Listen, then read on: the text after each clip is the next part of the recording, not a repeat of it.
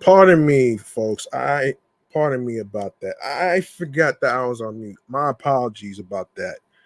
I was trying to straighten out my microphone and all that other stuff. But let me recap of the mental health topic that I just discussed before I continue with all this stuff. So let me recap this. So in case you didn't hear, the mental health check-in topic was about seasonal affective disorder. So many people go through short periods when they feel sad or unlike their usual selves. Sometimes these mood changes begin and end when the season changes. Many people feel down or have the winter blues when the days get shorter. Um,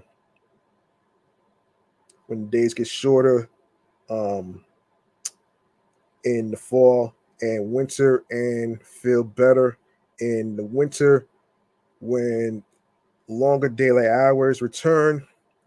Um, Sometimes these mood changes are more serious and can affect how a person feels, think, and behaves. If you have noticed significant changes in your mood and behavior when the seasons change, you may be experiencing seasonal affective disorder. Um,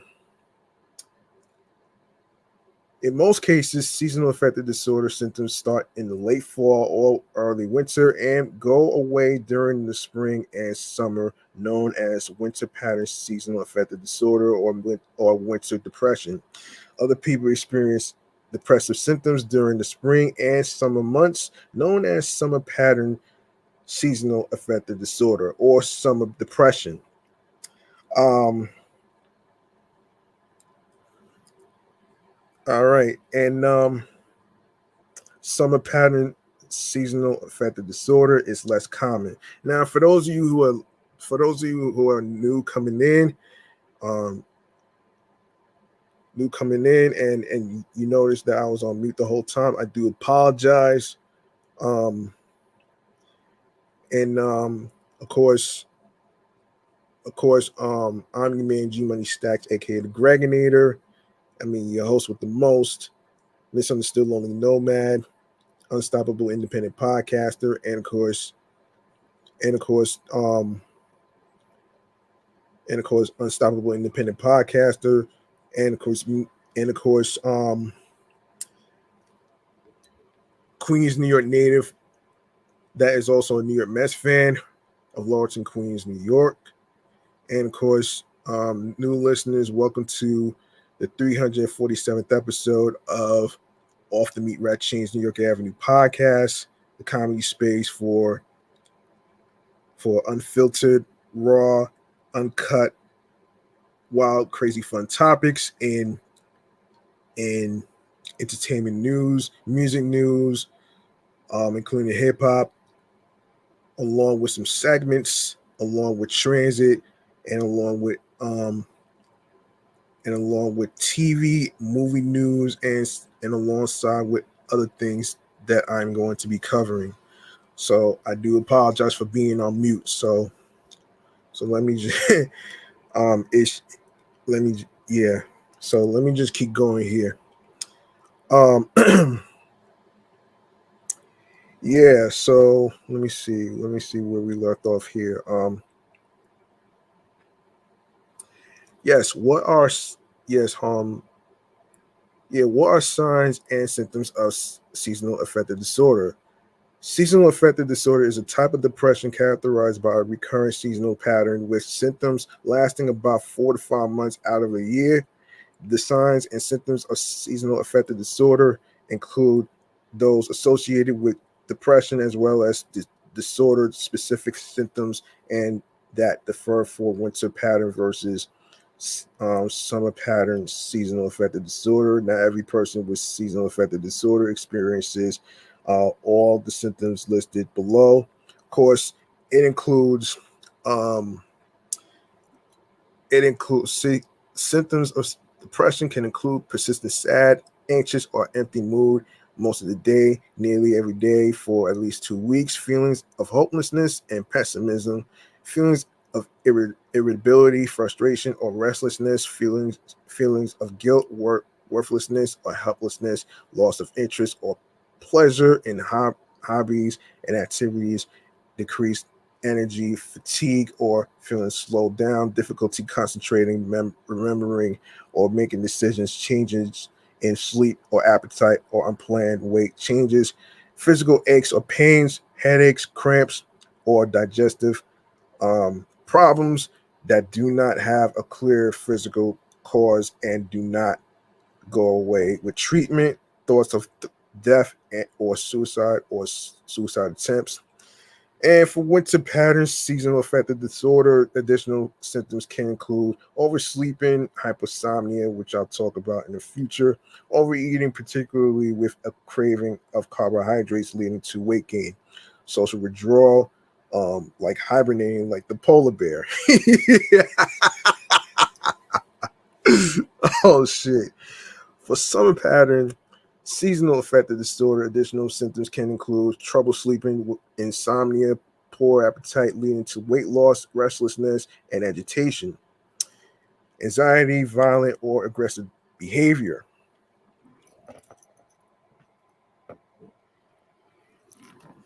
Um, Winter patterns, seasonal affective disorder should not be confused with holiday blues, feelings of sadness or anxiety brought on by stresses at certain times of the year. Um, the depression associated with seasonal affective disorder is related to changes in daylight hours, not the calendar. So stresses associated with the holidays or predictable seasonal changes in work or schedule, um, work school schedules, family visits, and so forth are not the same as seasonal affective disorder. Yeah,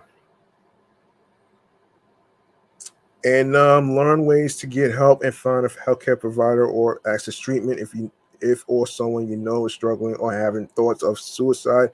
Call or text the suicide hotlines. Text the 988 suicide and crisis hotline lifeline at 988 or chat at 988lifeline.org. In life threatening situations, call 911. The Substance Abuse and Mental Health Services Administration has an online treatment locator to help you find mental health services in your area. How is seasonal affective disorder diagnosed? If you or someone you know is showing symptoms of seasonal affective disorder, talk to a healthcare provider or a mental health specialist about your concerns. They may have you fill out a questionnaire to determine if your symptoms meet the criteria or for seasonal affective disorder. To be diagnosed with seasonal affective disorder, a person must meet the following criteria. They have the symptoms of depression or more specific symptoms of winter or summer pattern seasonal affective disorder listed above. Their depressive episodes occur during specific seasons, winter or summer, for at least 2 consecutive years. However, not all people with seasonal affective disorder experience symptoms every year. Their depressive episodes during the specific season are more frequent than depressive the depressive episodes experienced at other times of the year. So, who develops seasonal affective disorder, you ask? It is estimated that millions of Americans experience seasonal affective disorder, although many may not know they have this common disorder. In most cases, seasonal affective disorder begins in young adulthood. Seasonal affective disorder occurs much more often in women than in men. Winter pattern seasonal affective disorder also occurs more often than summer pattern seasonal affective disorder. Therefore, seasonal affective disorder is more common in people living farther north where there are shorter daylight hours in the winter. For example, people in Alaska or New England are more likely to develop seasonal affective disorder than people in Texas or Florida, which I used to live there. It's always hot over. It's always hot in Florida. There's barely any rain and all other stuff. So I mean, it was a good time over there. But you know, other than that, I'm glad to be back here in New York. So seasonal affective disorder is more common in people with depression or bipolar disorder, especially bipolar 2 disorder, which involves repeated depressive episodes and hypomanic episodes, um, which is less severe than the typical manic episodes of bipolar 1 disorder. Additionally, people with seasonal affective disorder tend to have other mental disorders such as attention deficit hyperactivity disorder, eating disorder, anxiety disorder, or panic disorder. You can learn more about these disorders. Seasonal affective disorder sometimes run in families and may be more common in people who have relatives with other mental illnesses such as depression or schizophrenia. What causes seasonal affective disorder?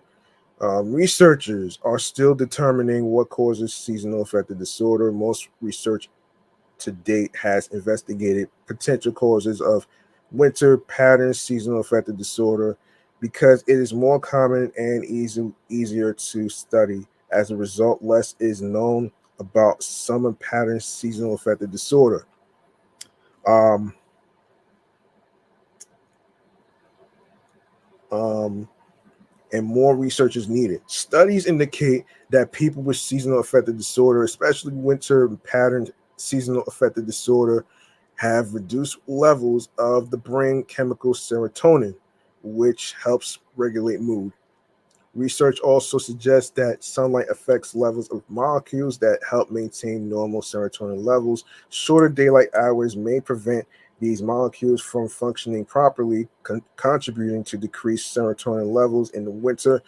Vitamin D deficiency may exacerbate these problems in people with winter pattern seasonal affective disorder because vitamin D is believed to promote serotonin activity. In addition to vitamin D consumed in food, the body produces vitamin D when exposed to sunlight on the skin. With less sunlight in the winter, people with seasonal affective disorder may have lower vitamin D levels, further reducing serotonin activity. Other studies suggest that both forms of seasonal affective disorder relate to altered levels of melatonin, a hormone important for maintaining the normal sleep wake cycle. People with winter pattern seasonal affective disorder produce too much melatonin, which can increase sleepiness and lead to oversleeping. In contrast, people with summer pattern seasonal affective disorder may have reduced melatonin levels. Um, Consistent with long, hot days, worsening sleep quality and leading to depression symptoms. Longer daylight hours, shorter nights, and high temperatures can also cause sleep disruptions. However, these theories have not been systematically tested. Both serotonin and melatonin help maintain the body's daily rhythm tied to the seasonal night day cycle. In people with seasonal affective disorder, changes in serotonin and melatonin disrupt normal daily rhythms. As a result, they can no longer adjust to seasonal changes in day length, leading to sleep, mood, and behavior changes. Negative thoughts and feelings about the winter or summer and its associated limitations and stresses are also common among people with seasonal affective disorder. It is unclear, however, whether these thoughts are causes or effects of the mood disorder, but they can be a useful focus of treatment. How is seasonal affective disorder treated, you ask? Treatments are available to help people with seasonal affective disorder. They fall into four main categories that can be used alone or in combination. Light therapy, psychotherapy, um, antidepressant medication, vitamin D. Light therapy and vitamin D are treatments for winter pattern seasonal affective disorder, whereas psychotherapy and antidepressants are used to treat depression in general, including winter and summer pattern seasonal affective disorder. There are no treatments specific to summer pattern seasonal affective disorder. Talk to a healthcare provider about the potential benefits and risk of different treatment options and which treatment is best for you. Find tips for talking with a healthcare provider to improve your care and get the most out of your visit. Light therapy. Since the 1980s, light therapy has been a mainstay for treating winter pattern seasonal affective disorder.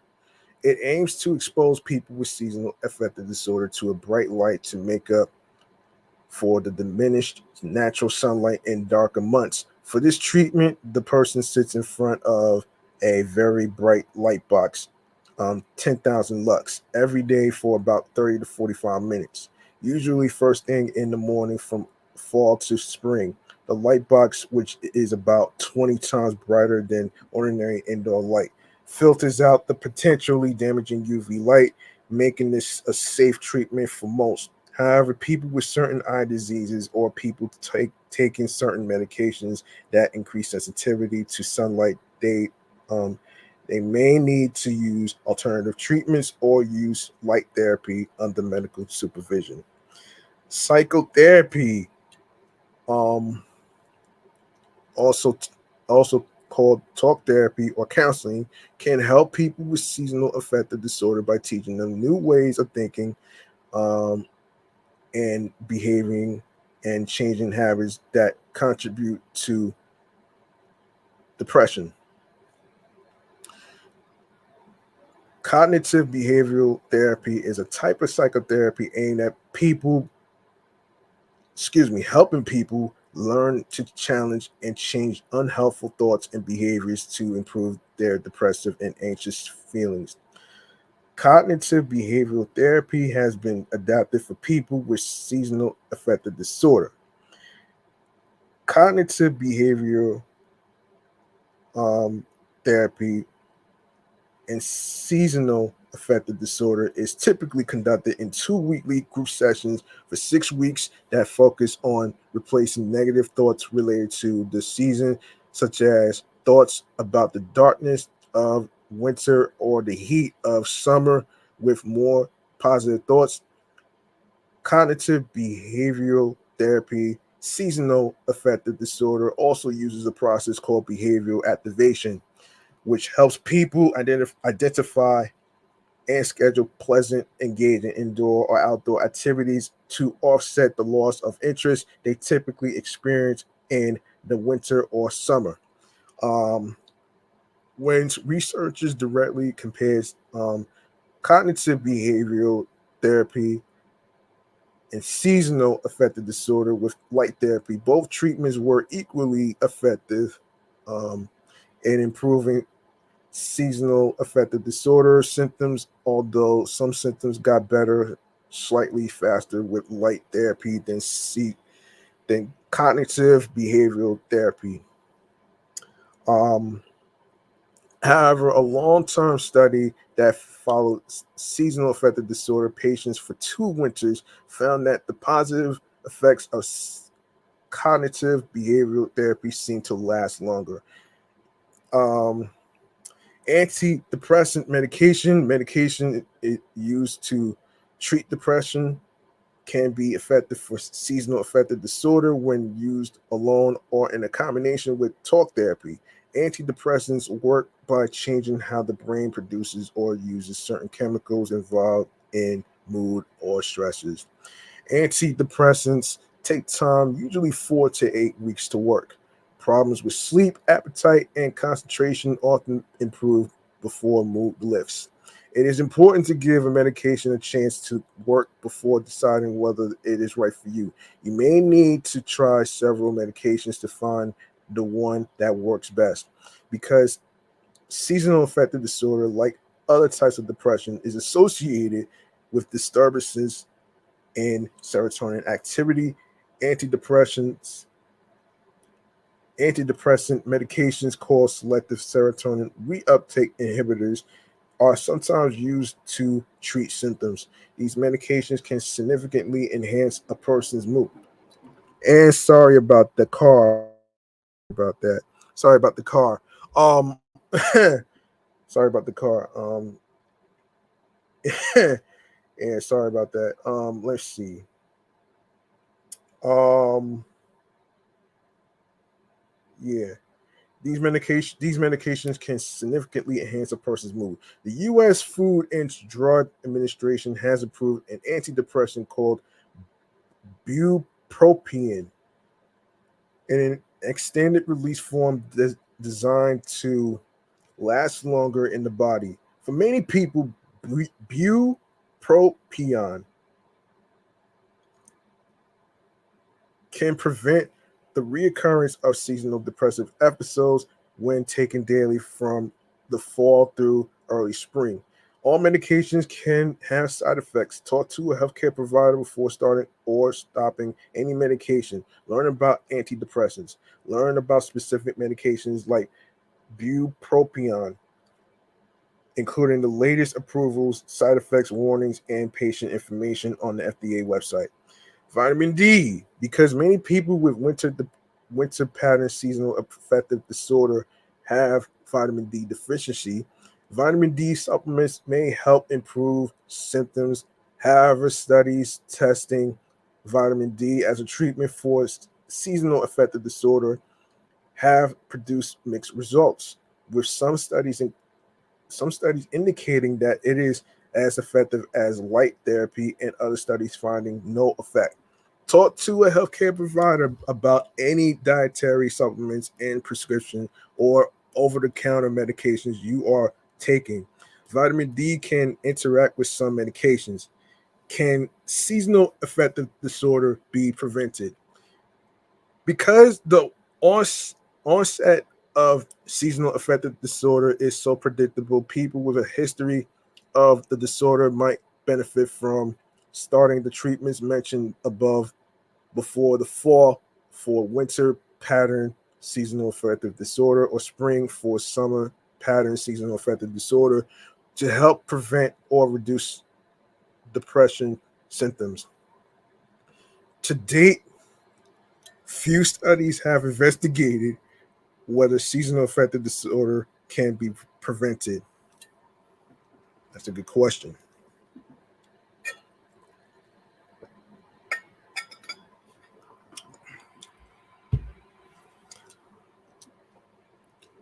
That's a good question. Um, that's a good question.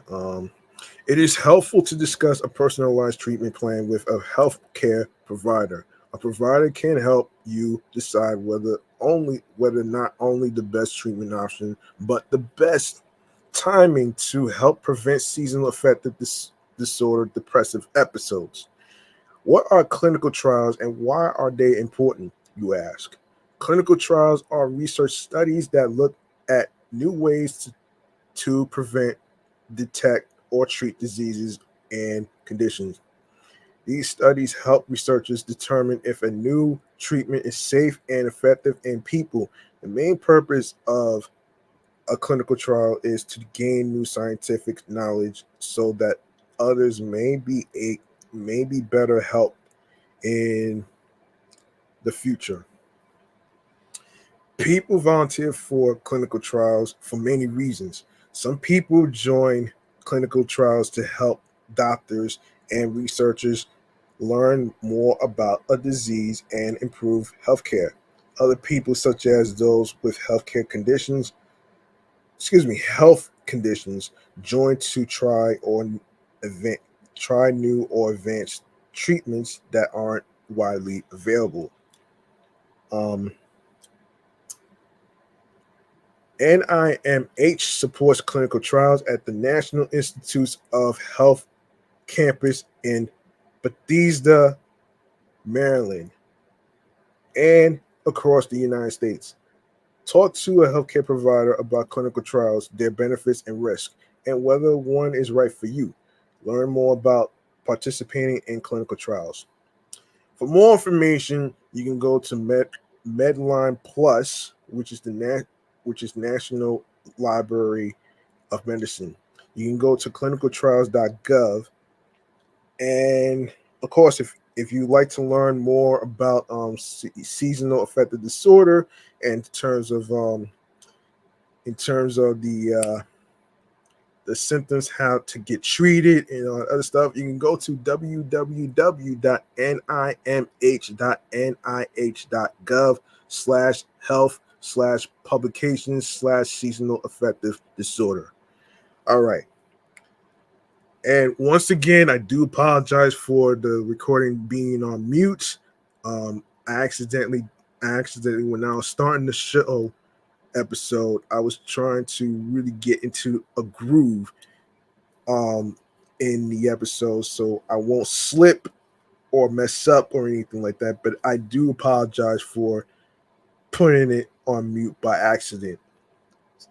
You see, the reason why I put it on mute sometimes is because of the noisy cars and noisy motorcycles and all that other stuff, and the planes as well. So forgive me for that. Now we can go to an update in regards to the G Train. All right, and this is according to the folks from AMNY.com, the most trustworthy website that I always use. Hold on a second here. And according to the website right here, let me get rid of that. All right.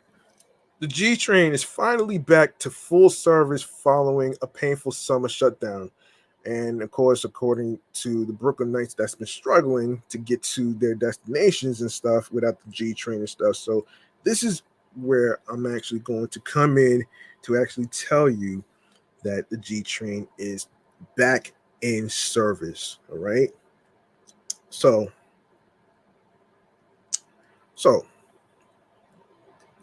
the crosstown line returned to its full route between Court Square, 23rd Street, Eli Avenue in Long Island City, Queens, and Church Avenue in Kensington, Brooklyn at 5 a.m. on September 3rd. The line had been shuttered in phases since late June, so the MTA could perform major capital work to modernize the route's signal system, replacing a nearly 100-year-old analog system with modern communication-based train control, allowing trains to run faster and closer together. Since June, the G has been outfitted with 100 miles of new cable, while 17 switches and 16 relay rooms were replaced. MTA construction chief Jamie Torres Springer said on Tuesday 10 stations were also deep cleaned while service was shuttered. Let's get rid of that. The full $368 million project won't be completed until 2027. That's like 3 years. But further work will not require any more 24/7 shutdowns. And by the time it's finished, the MTA expects reliability on the G to rocket upwards. You know, it's crazy though, man. I did not know for a fact that there are 472 subway stations, which is a lot though, man. You know what I'm saying? And I say it's a lot because I know episodes ago I actually talked about the whole thing with the elevators and all that other stuff being at every train station for the disabled people.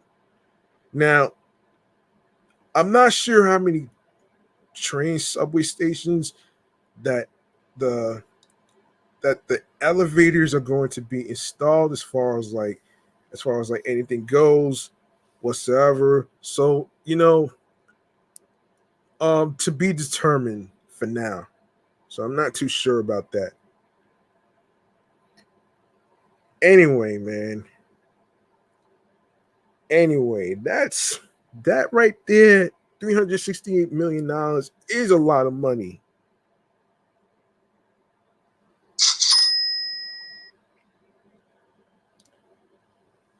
All right, let's keep going. Let's keep going. End quote. We've got immediate benefits that our riders are seeing today, Torres Springer said.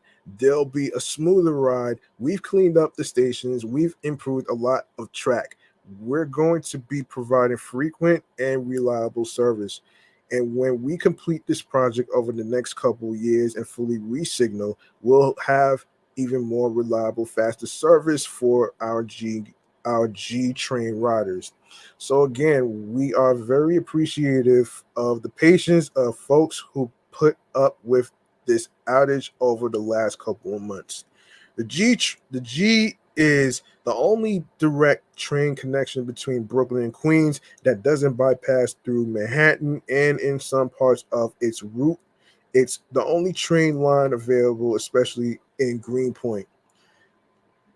The MTA provided free shuttle bus service along the closed G corridor, which riders reviewed as decent for what it was, but still a significant inconvenience. I did them once or twice, and they actually were pretty okay, said Bushwick resident Addison Butcher, who noted she traveled much less frequently during the shutdown, especially to Greenpoint.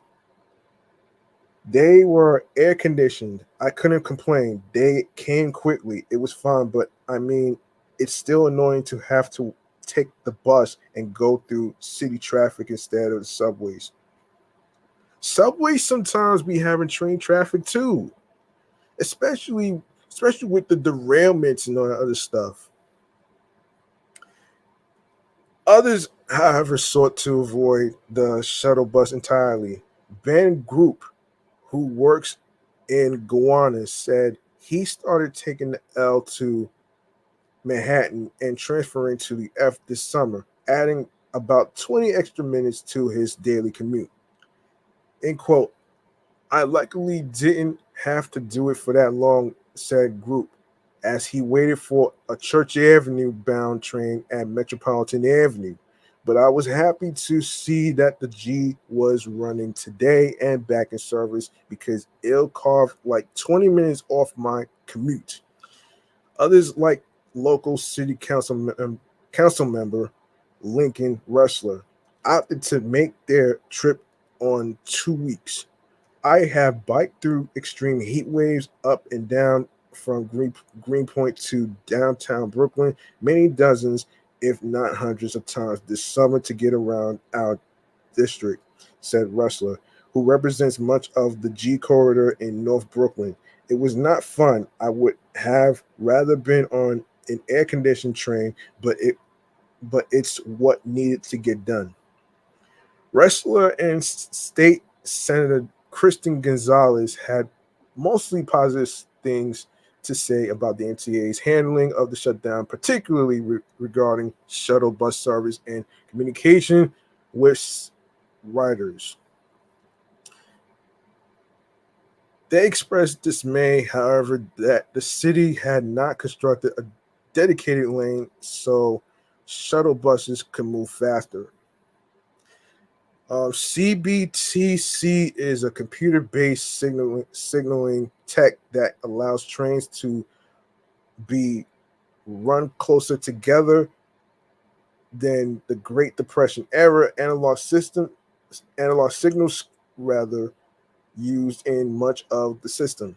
That means trains arrive faster and more can be run, providing more reliable service. Being nearly 100 years old, analog signals also break down frequently and are one of the primary drivers of subway delays and poor reliability.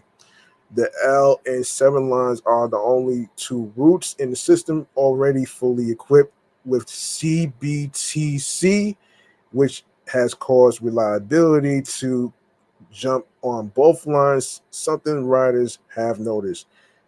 Jennifer Agaro, who works in Long Island City and lives in Williamsburg, Brooklyn, said the L has improved noticeably in the 30 years she's lived in the area. She takes the L and the G on her morning commute. I've lived around here for 30 odd years, and when I started living around here, the L train was really horrible. It has gotten a lot better, said Agaro. So I'm just trusting that the G will get a lot better as time goes on. It's a work in process. Besides the G, the NTA has CBTC projects underway on the Queens Boulevard line, serving the EFMR, the Culver line, serving the F in Brooklyn, and the 8th Avenue line, serving the ACE in Manhattan. Further signal modernization, however, is now on ice due to the pause on congestion pricing, which is actually a good thing. Um, in the MTA's current capital plan, revenue from the Manhattan toll was going to fund re-signaling on the Fulton Street line, serving the AC and A and C in Brooklyn, and the Sixth Avenue line, serving the BDFM in Manhattan. But those projects are now suspended. The MTA is set to propose its 2025-29 capital plan this month, and without expected congestion pricing money, it's unclear how much resignaling work the agency will be able to do in the coming years. Well, I'm sorry, but you can't put, like I said before, episodes ago, you cannot put the burden on a lot of hardworking people for your fucking mistakes. You try to pull a fast one with the whole congestion pricing shit, and then you try to pull a fast one on the New York Marathon at the all the boneheaded decisions of all the loans that you've been taking and never been able to pay back. Like that is the shadiest shit that people been hearing for years, and people are just tired of that shit. Like, come on, man. Like, it'll overwhelm the people with businesses, and not only in Manhattan but the outer boroughs as well. Like, come on, man. Yeah, you have to find out a way to actually come up to actually find some funding for other projects, because congestion pricing, that shit is not fucking it. I'm just saying, man, because a lot of people will be upset if the congestion pricing went on. And like I said, man, just because it worked in London does not mean it's going to work in New York. Because the shit is an epic fail. I'm sorry. But you know what I'm saying? And I know all you New Yorkers out there, and I agree with the whole congestion pricing not being installed, because look, like you can't do this to you cannot do this to people. These people work hard for them fucking money. All right? And I feel like when a lot of times with the MTA, they'll try to pull fast one on people, and to like try to punish us hardworking people who are fucking um you know going through things. Like, we go through things, you know what I'm saying? How many times I have to hear about slashings and subway pushings? How many times I have to hear about people getting attacked and hit over their head with metal pipes and water bottles and all the other stuff, especially musicians who are performing in Port Authority in Times Square.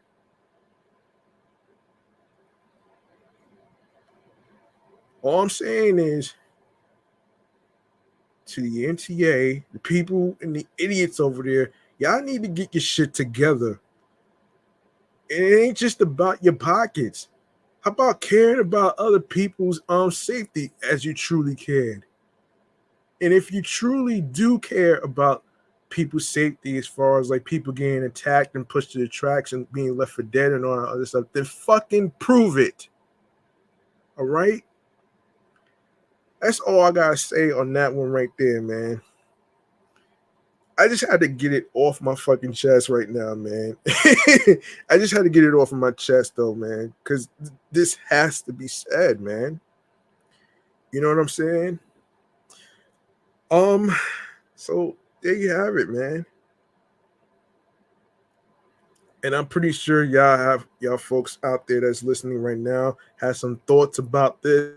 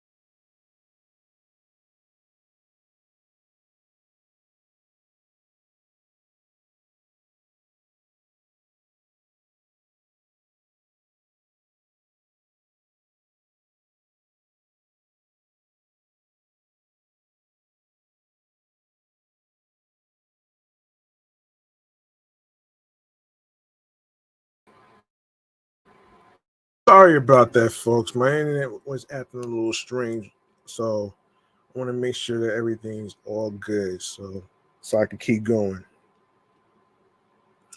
Like I was saying, man, with the MTA, man.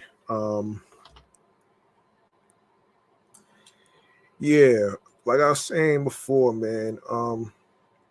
The whole thing with the capital plan 2025 to 29 and all that other stuff. I was saying, well, when we invest more resources in the MTA, we can do more projects just like this, said Rustler. So I really hope we can get congestion pricing back on track and other forms of investment to make sure that we have the most robust MTA capital plan ever so that they can continue to do great projects just like this, one that our neighbors in New York is relying on so much.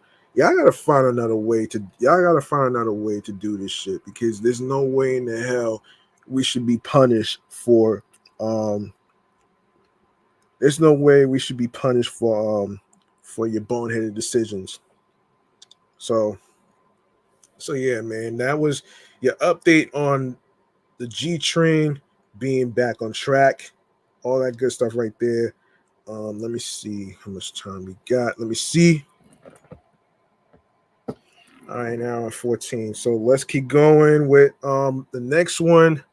The next topic has to do with yes.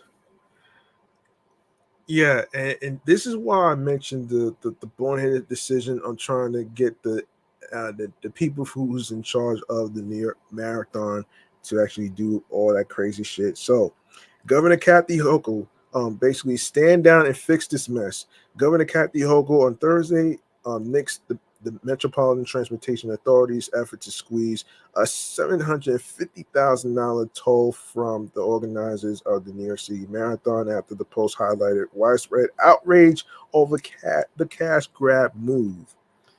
Okay, that was stupid, man. Yeah, that's pretty stupid to me, man. That's very stupid of the MTA. I'm sorry. I feel for them, but you cannot tell me that it is like, on some, to me, this is very asinine, okay? This is some asinine shit. So anyway, yeah.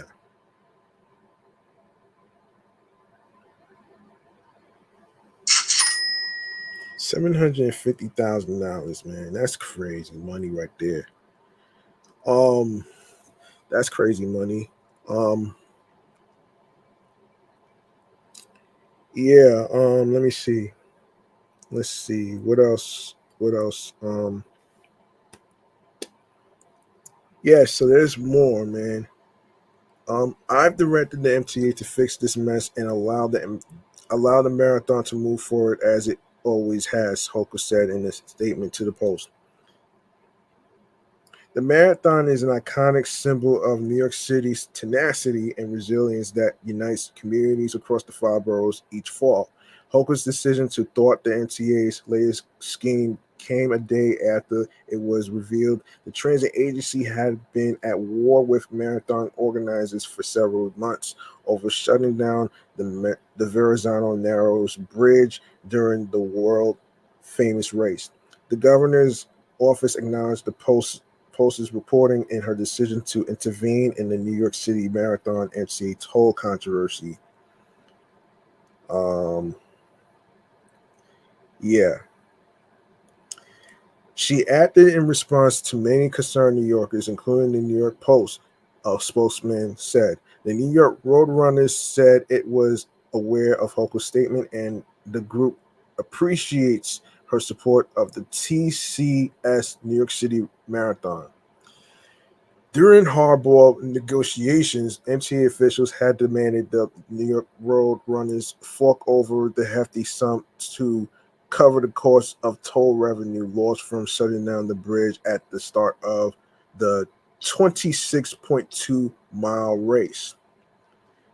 If the nonprofit didn't pay up, the agency threatened to restrict use of the bridge to just one level, a move organizers insisted reduce the number of runners who can compete in the major event, which generates hundreds of millions in cash for the Big Apple each year.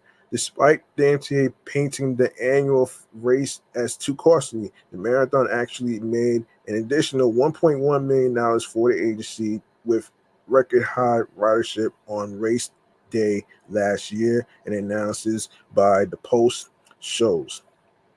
This more than made up for the $750,000 the MTA said it lost in toll revenue. Critics were quick to lash out at the MTA's mad dash for cash, especially given the system lost $690 million to fare and toll evasion in 2022, including $46 million in toll dodging on bridges and tunnels alone.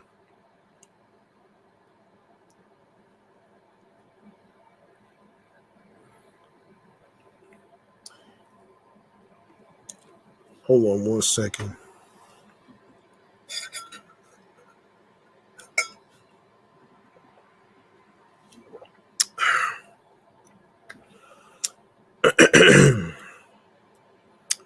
All right.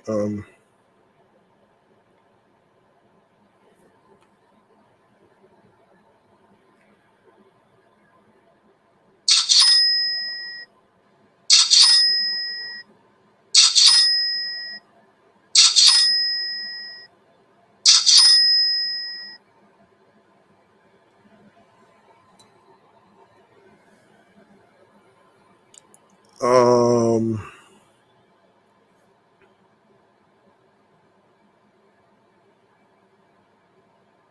yeah. Prior to Hochul's orders to stand down, former Governor George Pataki had taken a thinly veiled swipe at her as the outrage mounted. I would stop it if I were governor, the Republican told the Post earlier Thursday, calling the MCA's demands another blow to New York. It's ridiculous. The marathon is an institution that puts New York at the center of the world, he continued. The marathon is such a beacon to the world. It's something the whole world looks at while New York put its best foot forward. The idea that the MCA wants to profit off the race is ridiculous. It is ridiculous. It is fucking ridiculous, man.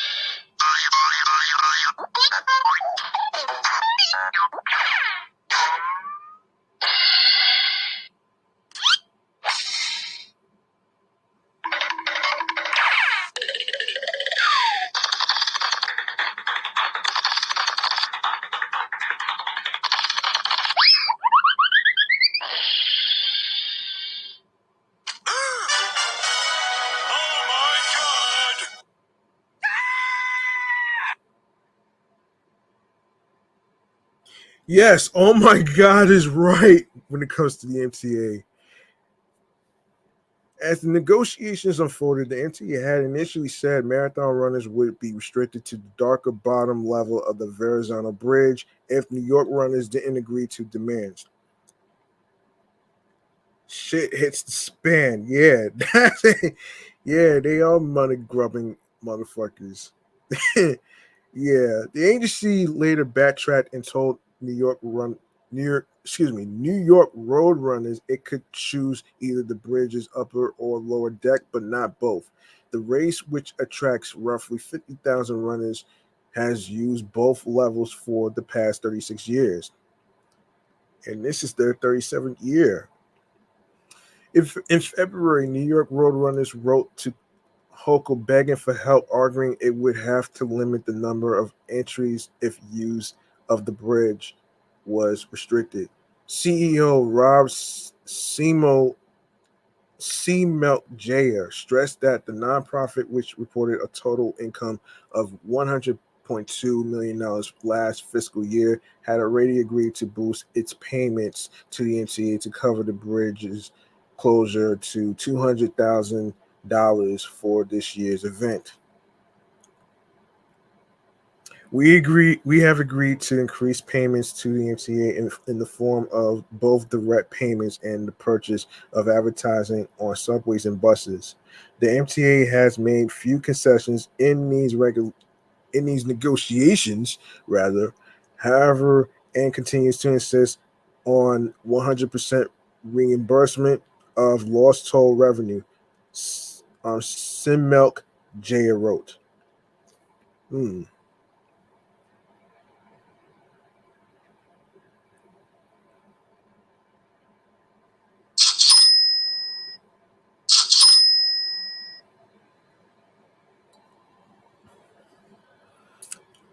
Um, let's see. Let's see. Hochul, for her part, has ordered the NCAA to revert to its original deal with New York Road Runners, which involves the groups paying $150,000 to pay for security and staffing to close the bridge. She has also encouraged the nonprofit to continue finding other ways to generate revenue, including buying up ads on buses and trains. Some MTA advocates had previously argued it wouldn't be too much to pass the cost on to marathon runners themselves.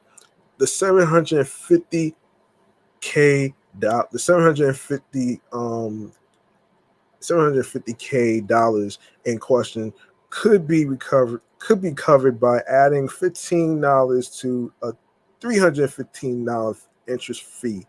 The Ryans Alliance, a member organization of subway and bus riders, posted on X, noting it would be a less than 5% increase. A source close to Hochul told the Post that the governor was against raising the marathon entry fee to recoup lost MTA costs. The NCAA declined to comment on Hochul's orders. The New York Road Runners didn't immediately respond to the Post Thursday. Yeah, I like the idea that Hochul took a stand over the MCA's bullshit with the New York City Road Runners company. And yes, man, the people who do the marathon should not have to suffer in the MCA's mess. So, like I said, man, the MCA needs to get their shit together. And speaking of getting your shit together, we have a pay-by-plate parking meter that we need to talk about here. New York City is serving out new parking meters that will allow drivers to pay by plate. The new meters, which will first be rolled out in Upper Manhattan, which took place May 8th before a gradual rollout to the rest of the city, will allow New Yorkers to pay for parking by entering their license plate number into the meter. That will allow the city to stop producing massive amounts of waste from paper parking receipts, which parkers place on their dashboard as proof of payment. Each year, New York City parking meters produce about 2,500 miles worth of receipts, enough to stretch all the way from New York to Los Angeles, the city's Department of Transportation says. Our new pay-by-plate parking meters are simple to use and will make short-term parking easier for everyone, DOT Commissioner Edonis Rodriguez said in a statement. Drivers will no longer need to worry about leaving a paper receipt on their dashboard and can use the convenience of the Park NYC app to pay the meter while on the go. I'm not sure if I don't know. Yeah, I could test it out for yourselves, man. DOT plans to retrofit its existing meters to the pay by plate model rather than installing new ones. The new meters will be synced to the NYPD's parking enforcement systems and will feed real-time data to traffic agents about parkers overstaying their meter. Drivers can also pay for parking using the Park NYC app, which eliminates the need to go to a meter at all.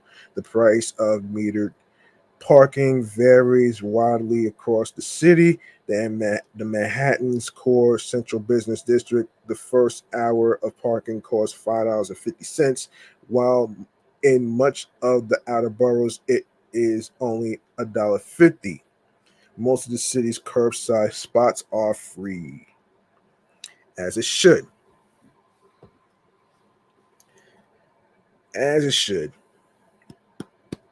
Come on. And that was your transit. That was your New York Mass Transit Files topics regarding the MTA New York City Transit. So, let me get to. Hang on a second here.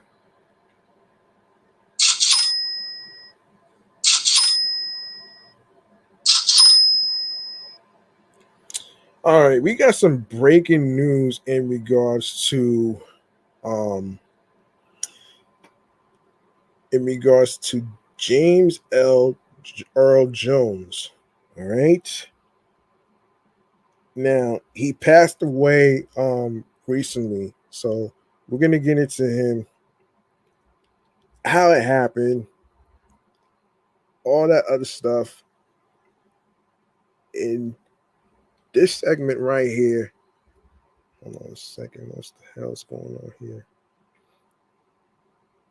In this segment that I like to call, hold on a minute here. Yeah, this segment right here, which is chatting all the jazz, man. We're gonna start off with the passing of James Earl Jones. All right, so here it is, chatting all the jazz.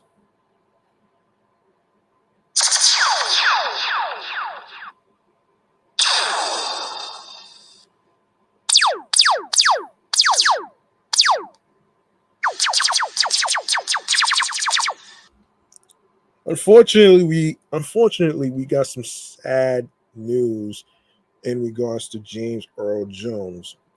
Um,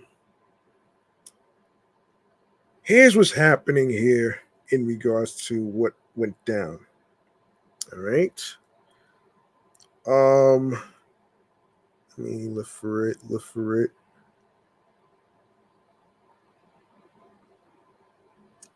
All right. This is according to the folks from Deadline. Let's get into it right here.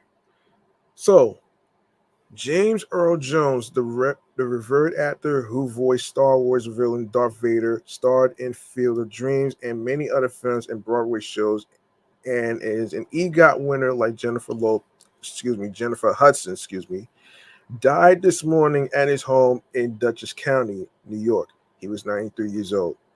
His reps at Independent Artist Group confirmed the news to Deadline.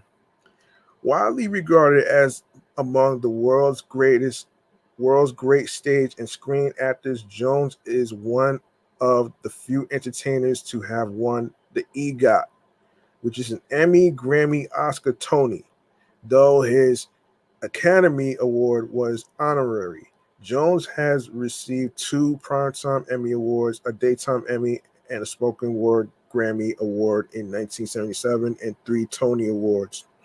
The actor amassed nearly 200 screen credits during his brilliant 60-year career, starting some early 60s TV guest roles and Stanley Kubrick's 1964 classic Doctor Strangelove, or How I Learned to Stop Worrying and Love the Bomb. He probably is best known for his voice role as the dastardly Darth Vader in George Lucas' original Star Wars trilogy, Star Wars: The Empire Strikes Back, 1980, and Return of the Jedi, 1983. He also reprised the villainous role in Star Wars Episode 3, Revenge of the Sith, in 2005, Rogue One, A Star Wars Story, 2016, Star Wars Episode, what is it? Episode, episode, episode. Hold on a second, man. Let me look up this Roman numeral real quick, though. Hold on a second.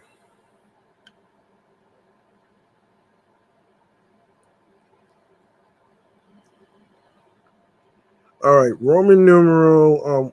It. Hold on a second. Roman numeral is 9. Okay, Roman numeral is 9, right? Hold on a second here. Roman numeral is 9. Hold on a minute here. Hold on. Yeah, I'm sorry. I didn't know I didn't know what the Roman numeral stood for, so I had to look it up real quick so y'all could really get a better understanding of what that is. So IX stands for 9. All right, so here we go. Yes, episode 9. Star Wars episode 9, The Rise of Skywalker. And TV's Obi-Wan Kenobi and Star Wars Rebels. Movie fans will remember such chilling immortal Vader quotes as "When I left you, I was but the learner. Now I am the master. I find your lack of faith disturbing." And of course, "No, I am your father." Also among James' best loved roles as Terrence Mann, the reclusive 1960s author who reluctantly teams with Kevin Costner's Ray Cancella to unlock the latter's visions of baseball lore and Field of Dreams. Based on the 1982 novel Shoeless Joe, the film from writer-director Phil Alden Robinson tugged no yank at heartstrings with its sweet nostalgia, high concept plot, father-son dynamics, and general excellence. It earned 3 Oscar nominations, including Best Picture. It lost to Driving Miss Daisy, a film whose Broadway adaptation starred Jones as Hulk Colburn, the character played by Morgan Freeman, on the big screen. Jones also voiced the Lion King's Mufasa in both 1994 animated pick and 2019 hybrid remake. The 2019, let me say this though. The 2019 shit was not fucking animated. It was a hybrid remake, which means it wasn't a fucking cartoon. You know what I'm saying? That's the difference.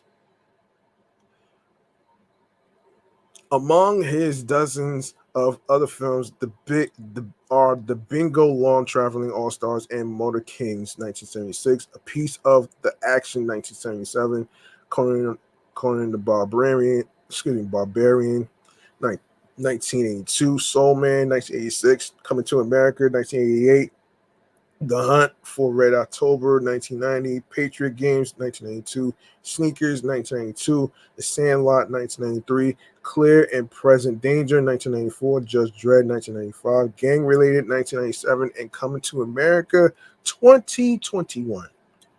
He also lent his sonorous voice to the famous This Is CNN promo campaign for the cable news network, and recurring as the narrator on Third Rock from the Sun. He also appeared on The Simpsons 3 times. Among his scores of TV are guest roles on such classic series as The Big Bang Theory, House 2, Two and a Half Men, Homicide, Life on the Street, Frasier, Touched by an Angel, Lois and Clark, the New Adventures of Superman, Picket Fences, Law and Order, Sesame Street, Highway to Heaven, NYPD Blue, daytime soaps, Guiding Light, and As the World Turns, and miniseries Roots, The Next Generation, and Jesus of Nazareth. He was nominated for a lead actor Oscar for his role in The Great White Hope. Sorry, wrong movie.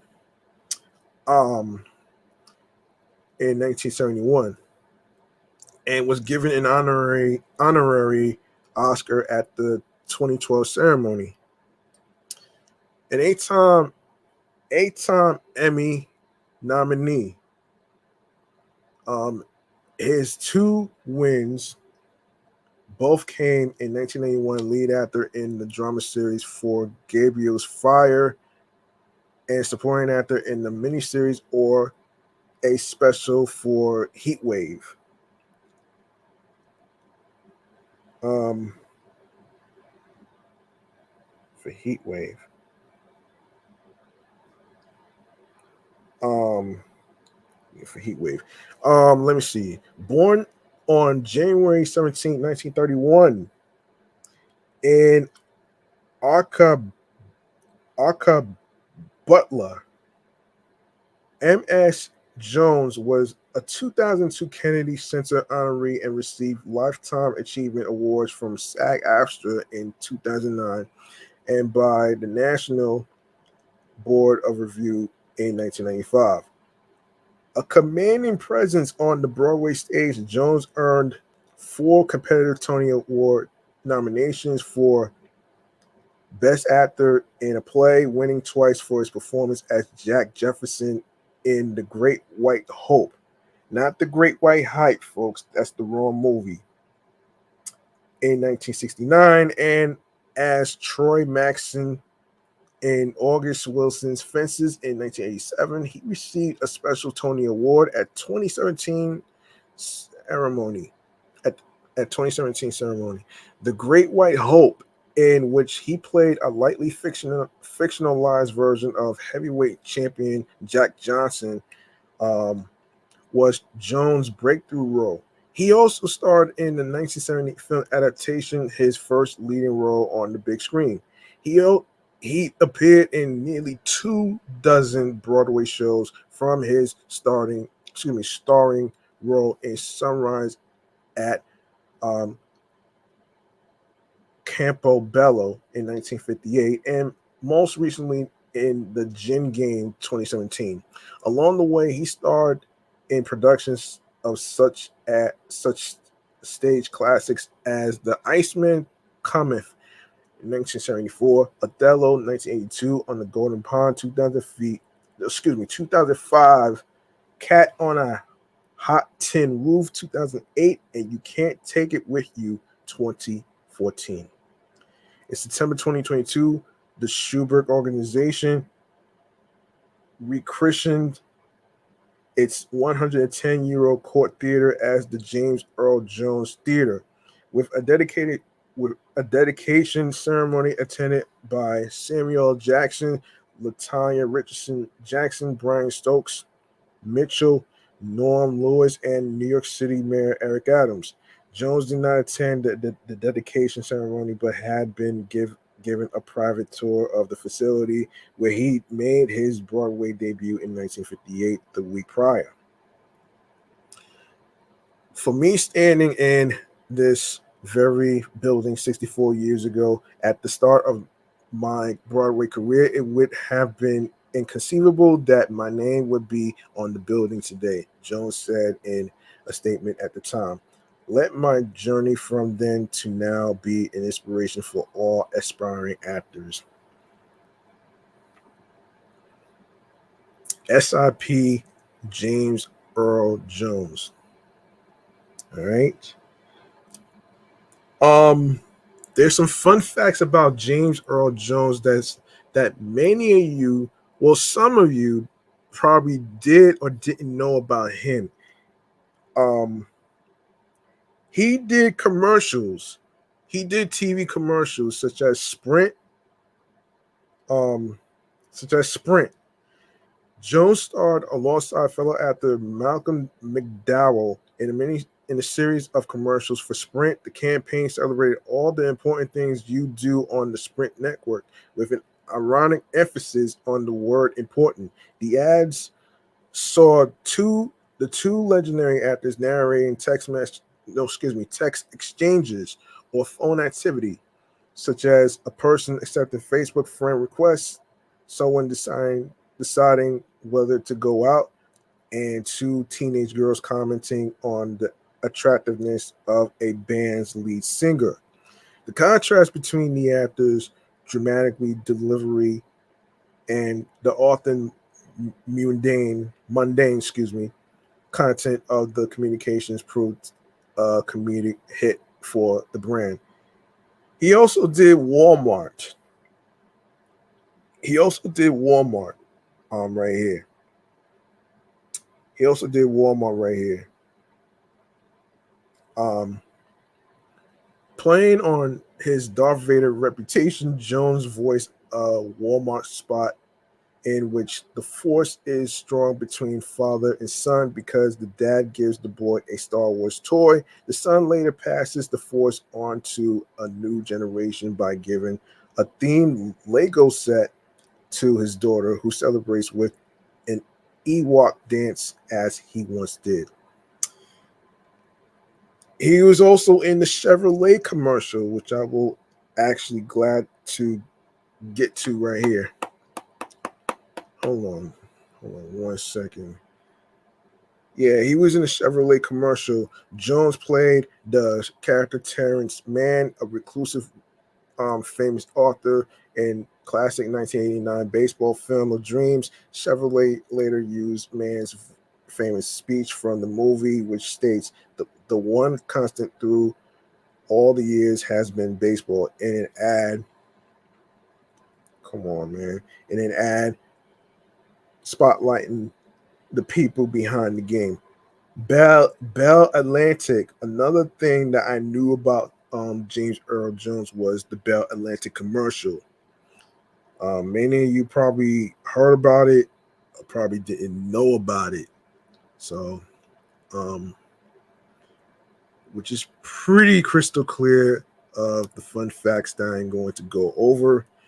The hell's going on with this tablet? Just bear with me.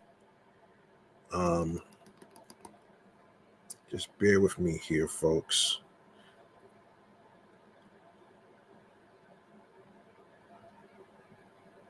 Just bear with me.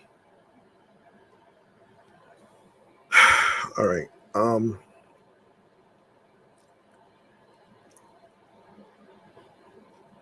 Okay, where were we?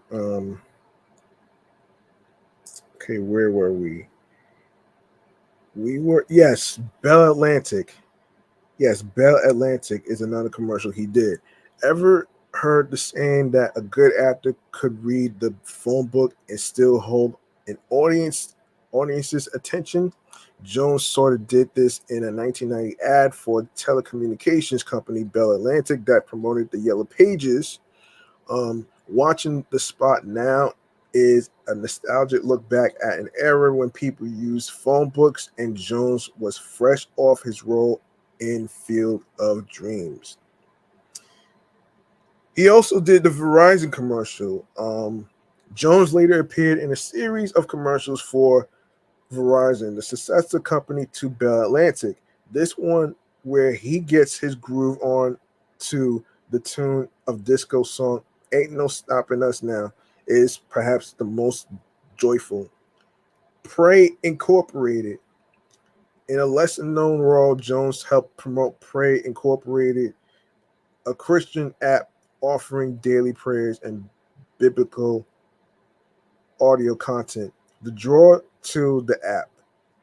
Jones narrates passages from the Bible. So these are the fun facts about James Earl Jones that many of you and some of you have not heard of these commercials, all right? So SIP2, James Earl Jones, the legendary actor, all right? All right, so let's go on to a fast food. I want to say fast food, but let's go on to Red Lobster closing over 50 restaurants. Man, I feel bad for those workers, man, including myself, who's about to get laid off in a couple of days at the end of September. So, you know, episodes ago, I actually talked about my company that I'm working for, which is Big Lots, is about to go out of business due to decreasing sales, due to inflation, due to management, fucking things up. And of course, it's a number of factors actually that's behind this mess. So anyway, man, I feel for the people from Red Lobster who has to deal with the layoffs and stuff. So we're gonna get into it right here. Let me take a look. All right. According to the people from the New York Post, Red Lobster abruptly closed the doors of at least 50 restaurants nationwide Monday, including over a dozen in New York and New Jersey, blindsiding seafood chain employees. The casual dining chain is expected to file for bankruptcy as early as next week as it seeks to pare down its debt load, the Wall Street Journal reported Tuesday. Tag X Brands, a restaurant liquidator, revealed it is auctioning off kitchen items and furniture from shuttered Red Lobster locations as part of its largest restaurant equipment sale ever. Damn, son. That shit has to fucking suck for everybody, man. That has to fucking suck. It really does suck, though, man. That sucks, though, man. So yeah, and I also heard that Dollar Tree Stop and Shop might be closing down too, which is very, very, very crazy and interesting to hear. So yeah, that's terrible, man. That is some terrible fucking shit, if you know what I mean.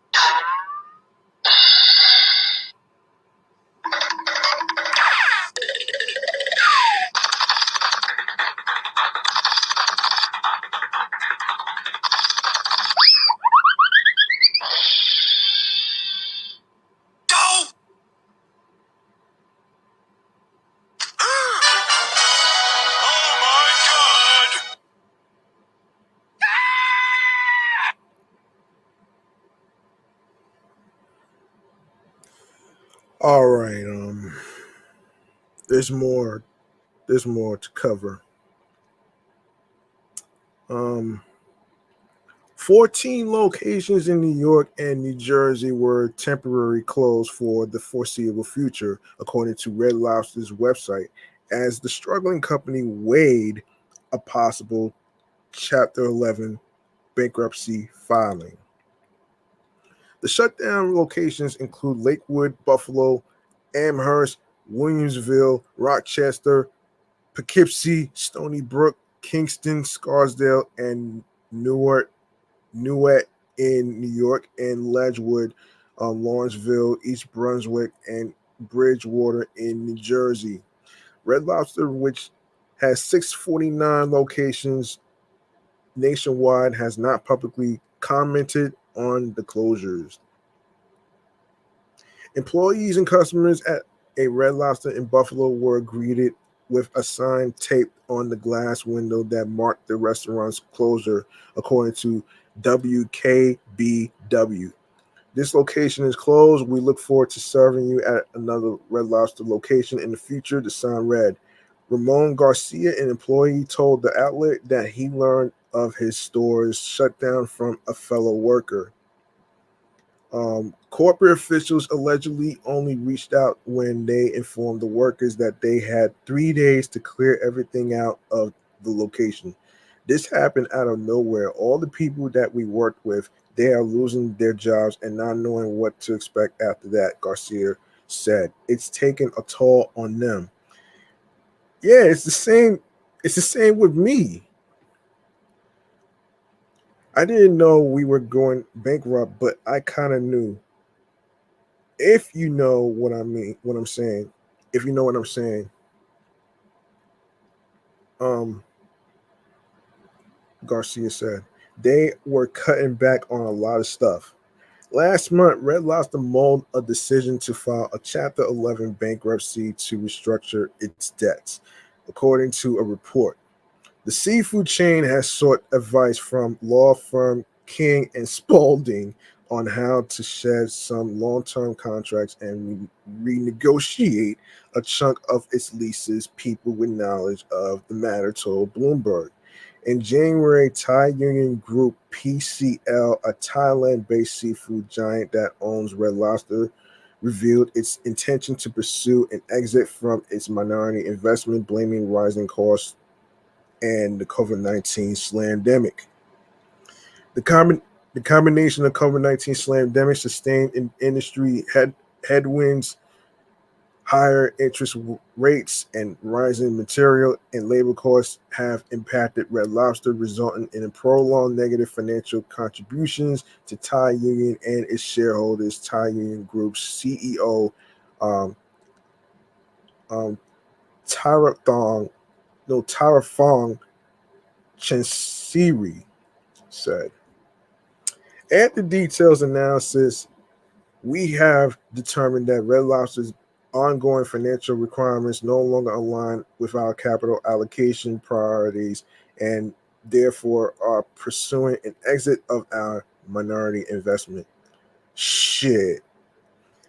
Thai Union paid $575 million to Golden Gate Capital, Red Lobster's then parent company, for a 25% stake in the restaurant chain in 2016.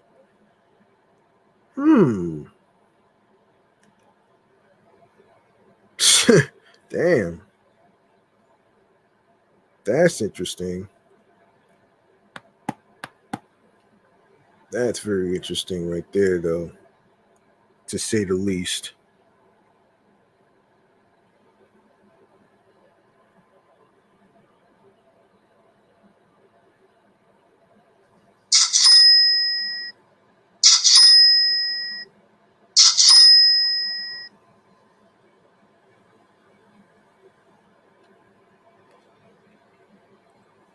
Hold on.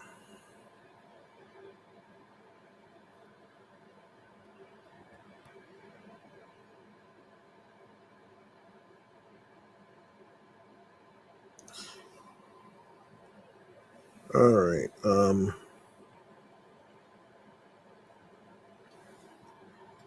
Yeah. So the group claimed Red Lobster logged a share loss of $19 million during the first 9 months of 2023. The restaurant also blamed the ultimate endless shrimp deal, which allows customers to spend $20 on all you can eat shrimp, for its $11 million loss in the third quarter last year. Union Group's CFO Ludovic Regis Henry Garnier told Restaurant Business Magazine that the initiative was intended to help boost traffic, but it didn't work as the prices were raised to $25.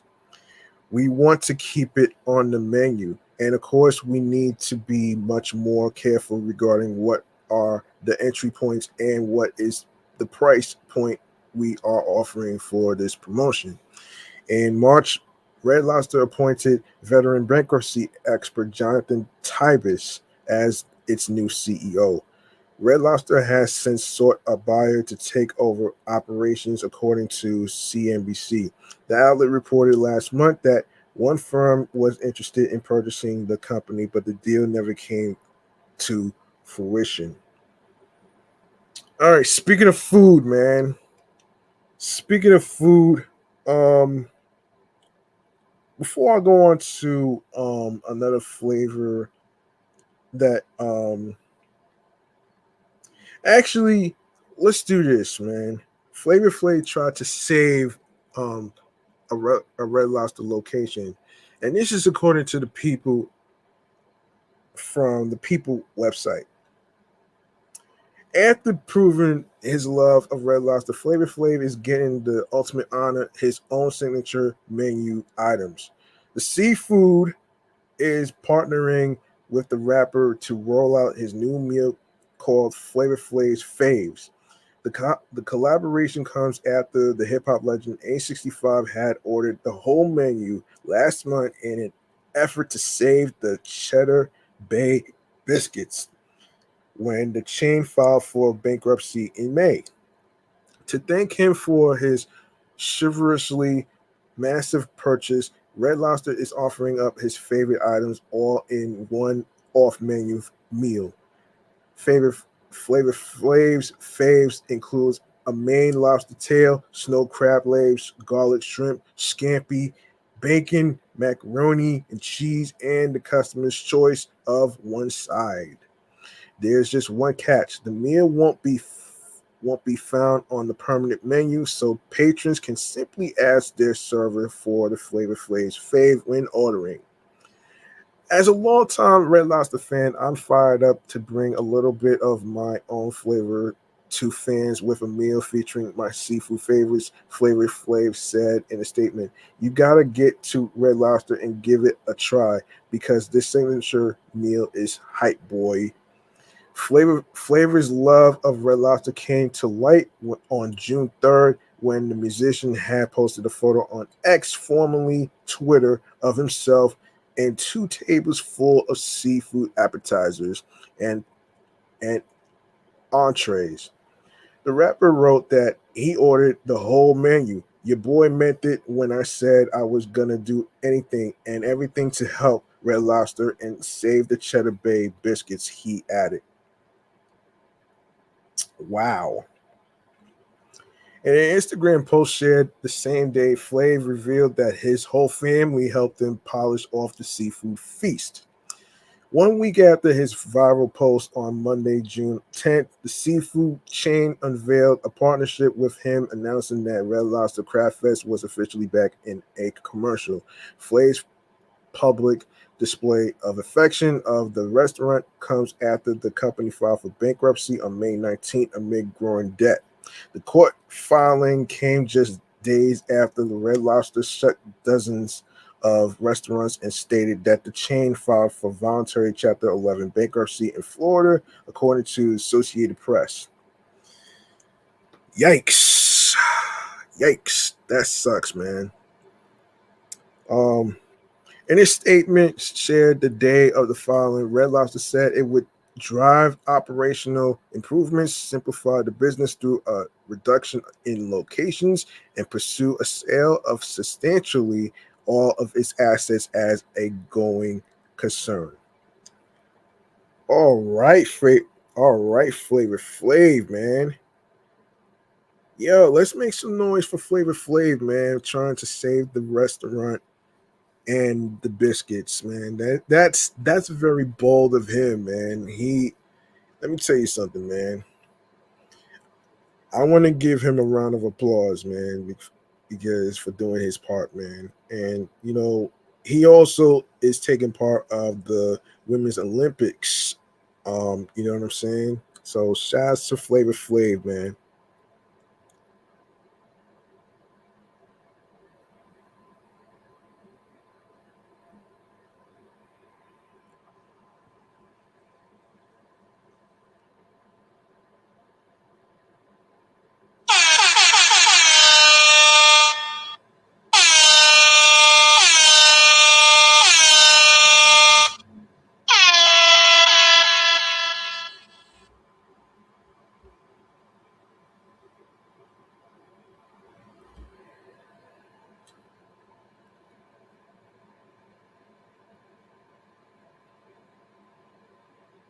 All right.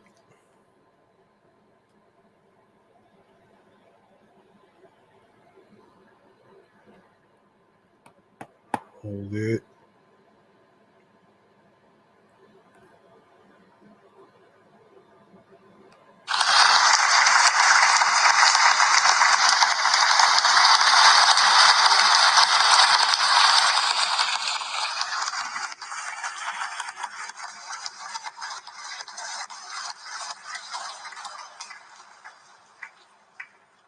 All right. Next topic is National Peanut Butter Day, National Peanut Butter and Jelly Day. And as in the episode description of episode 347, titled Peanut Butter and Jellies, Our Favorite to Eat. We all grew up having peanut butter and jelly sandwiches and stuff when we were in, like, between third or fourth grade, right? Let me fill you in on this day, actually, man, because I didn't think that was gonna happen. So let's take a look at this though, um, and see what this is about. So National Peanut Butter and Jelly Day takes place on April the 2nd each year. National Peanut Butter and Jelly Day celebrates a classic food favorite. The average American will have eaten over 2,000 peanut butter and jelly sandwiches by the time they graduate from high school. Um, Hashtag Peanut Butter and Jelly Day. Peanut butter was considered a delicacy in the early 1900s and was only served in New York City's finest tea rooms. And in a May 1896 article published in the Good Housekeeping magazine, a recipe urged homemakers to use a meat grinder to make peanut butter and spread the result on bread. That same year, in June, the culinary magazine Table Talk published a peanut butter sandwich recipe. It is thought that Julia Davis Chandler issued the first reference to peanut butter paired with jelly on bread in the United States in 1901. Her article is found in the Boston Cooking School magazine of culinary science and domestic economics. In the late 1920s, the price of peanut butter declined, and the sandwich became very popular with children. According to the peanut board, excuse me, during World War II, both peanut butter and jelly were part of the United States soldiers' military ration list. Um,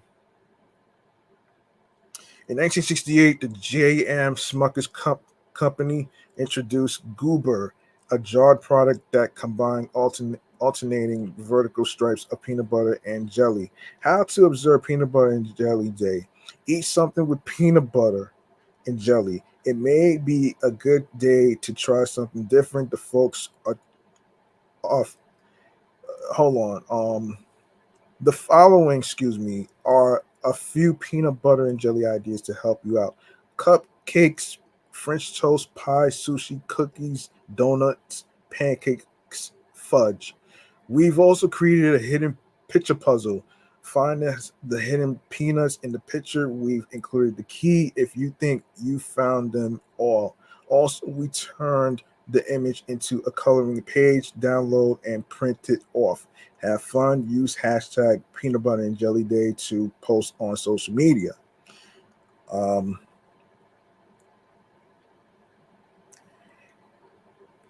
yeah. National Peanut Butter and Jelly Day history. So, National Day calendar continues to research the origins of this nutty and sweet holiday. Peanut butter and hold on a second. What's going on here? Hold on. The hell's going on here? That's not what we get. All right. Yeah, peanut butter and jelly facts. Does peanut butter and jelly have to be on bread? No, peanut butter and jelly go well on crackers and ice cream and many other foods. You can give it a try. Does it matter what kind of jelly I use? No, though many people like grape jelly, strawberry, raspberry, or peach. Apple butter even tastes delicious with peanut butter. However, a 2022 poll by National Day Calendar reveals that 43% of respondents prefer strawberry over grape. Which is better, crunchy or creamy peanut butter? When it comes to making the best peanut butter and jelly sandwich, it is important to make it with the peanut butter you prefer. However, a recent National Day Calendar poll showed creamy peanut butter being the clear choice by respondents. Yeah. So every year, as a reminder, April 2nd, which is going to be happening next year, 2025. All right. So mark your calendars for April 2nd, which is April 2nd and all that stuff. So that's the day after April Fools, folks. So McDonald's, since we're on the food train, the takeout, according to the people from the takeout, McDonald's is releasing 2 limited time versions of its McCrispy chicken sandwich nationwide, which took place on April 22nd. The Bacon Cajun Ranch McCrispy and the Bacon Cajun Ranch Deluxe McCrispy. The regular version features a crispy fried chicken breast with bacon, pickles, and a new Cajun ranch sauce, while the deluxe is the same build but without the pickles, replacing them with lettuce and tomato. The location nearest me was already started offering them early. So, as one of your intrepid taste testers, excuse me, at the takeout, duty called, and I walked over to our neighborhood McDonald's to see if the sandwiches are worth your hard-earned money. How does the Bacon Cajun Ranch McCrispy taste? The Bacon Cajun Ranch McCrispy, which is $6,049 at my location, is a pretty modest offer. It comes packaged in a little insulated sleeve, and the first thing you'll notice is that McDonald's is generous with the application of sauce, which is present on both the bottom and the top of the fillet. This is a key detail because the McCrispy chicken isn't exactly what I call juicy, and any additional moisture is a welcome relief from the relatively dry breast meat. What really shines here is the Cajun ranch sauce because it has a medium kick that grows as you eat. McDonald's is one of the few fast food chains willing to venture beyond mild spice to a medium high one. The flavor of the sauce is like a remoulade that carries garlic and cayenne notes. But the Cajun moniker feels like more of a marketing tactic because I'm not sure that's the first word I'd use to describe it. After a while, there's one thing that really gets to be a drag, and that's the salt. Bacon is salty, pickles are salty, the chicken is salty, the Cajun ranch is salty. I thought that maybe I was being overly sensitive, but after checking the nutritional information, I found that there's 1,600 milligrams of sodium in this thing. That rings in at 72% of your recommended daily intake of the stuff. How how's how's some fries while you are at it, and you've almost reached your entire salt quota for the day in one sitting. It's less that I'm using the daily recommended intake values as a marker of healthy eating. Eat what you like. I'm simply using it as a reference point to just show just how salty fast food can come off. Now, how does the Bacon Cajun Ranch Deluxe McCrispy taste, you ask? Well, the deluxe version is $7.89 for me, which is served in a clamshell box amidst the pickles in favor of lettuce and tomatoes. And when trying the sandwiches side by side, you can definitely notice how that makes a palpable difference. Each bite is less of a salty slog, and though fast food veggies are notoriously terrible, they are better than nothing if we're keeping score. This one has 1,520 milligrams of sodium, which is 66% of your daily recommended intake, 6% less than the other version of this sandwich. I think the bacon is sort of a waste because you'll only notice it if you are. Hold on. Hold on 1 second, folks.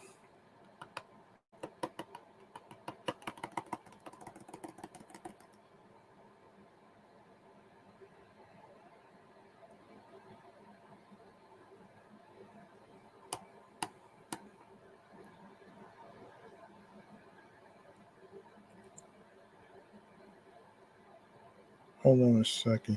Yes, I think the bacon is sort of a waste because you only notice it if you are paying attention. I'd be totally fine without it since the Cajun Ranch does the heavy lifting. The real question is a single new condiment worth going out of your way to try next week? I say not so much. My conclusion is that it's only worth the effort if you order McDonald's McCrispy sandwiches to begin with. It'll add a bit of variety to your usual choices. But if you are a cereal burger connoisseur at Mickey D's, you likely won't be impressed. You've just got to have a high tolerance for sodium. And that's from the Takeout website. You can check it out, www.thetakeout.com. All right. Next we have let me see. Next we have Remy Martin celebrating 300 years of exceptional cognac making. Real quick, I'm going to actually. So for 300 years, we have had one dream to craft exceptional cognac. This dream has been charted in history by generations of true visionaries and is carried forward every day by a team of many talents and dreaming forward since 1724. Wow. In 2024, the House of Remy Martin will be making 300 years of exceptional cognac making, led by visionaries since 1724. The house will connect past, present, and future with a year of special activations and products around the theme We Dream Forward. For 3 centuries, the house has combined craft and innovation, passing it forward to build a sustainable exception for the future. Now, it has variety of things actually. So this is it has a variety. It has a variety of the different types of flavors on there. If you go to the Remy Martin website, you'll see the different types of flavors that they have. Congratulations to. Hang on a second. So this is the Cognac Fine Champagne, of course, to celebrate the holidays. The darkness of VSOP's frosted bottle is amplified with an anniversary neck collar and gold and chalk white gift box embossed with the javelin motif. As the first VSOP cognac ever created, this is an elegant expression of the Mason's savor fair, um, all that stuff right there. So, um, basically, of course, you would have to take a look for yourself. So we got cocktails. The one Collins Remy Sour, neat on what is it? Neat on the rocks. Yeah, neat on the rocks. Yeah, there's different types actually. This is the XO opulent and radiant, the icon 1738 Accord Royal and Oaky, um, Tercet, fruit forward, fresh and long finished. And let me see, what else do they have here? So if you go to the website, go to remymartin.com to check out the flavored bottles, and happy 300th anniversary to um the Remy Martin brand. All right. So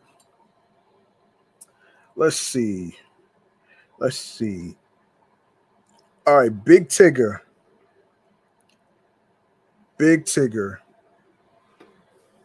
um, legend in legend in the TV world, including Rap City, and of course they had a documentary behind it, and all that other stuff. So let's get into let's get into it. So, legendary Rap City host and Atlanta DJ Big Tigger made dreams come true at this year's Disney Dreamers Academy held at Walt Disney World Resort.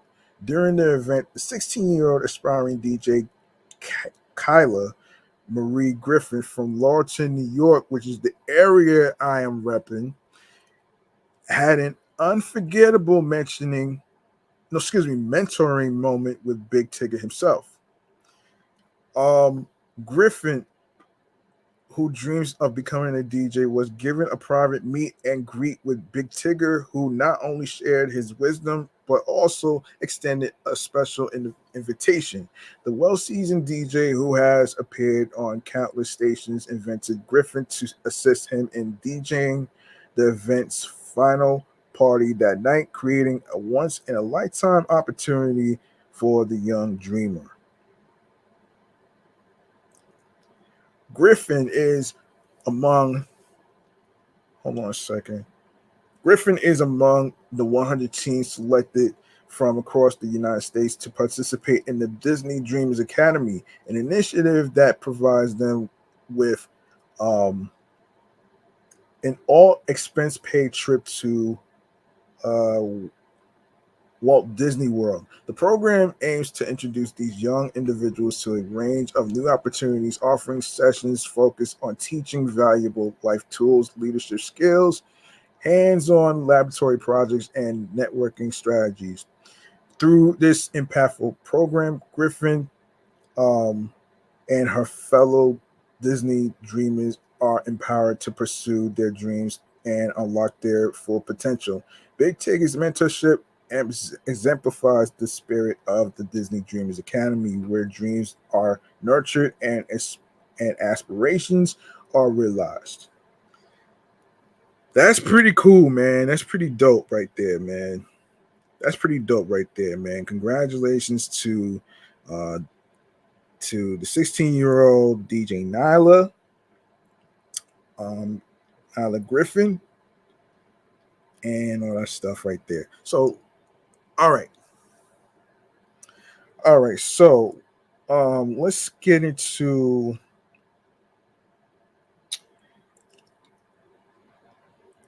um hold on a second here. let's get into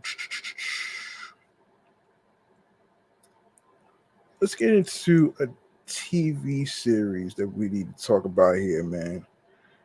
Let's get into a TV series that we need to talk about here. Pertain to a cartoon that we all grew up with, right? We all grew up watching cartoons like your Yogi Bears, your Huckleberry Hounds, Top Cats, and all the other cartoon characters, right? Yeah. So let's get into a segment that I like to call TV show checkouts.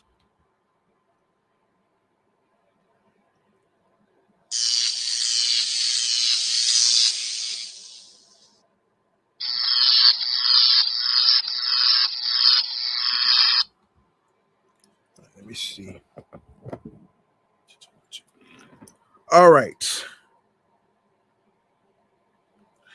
All right. What do you say we go into another topic, another to the topic in regards to Jellystone? I've been seeing that lately as I was watching TV. So I've been seeing that lately. So we're gonna get into it right here. Hold on a minute here. Let me find that story topic. Hold on. So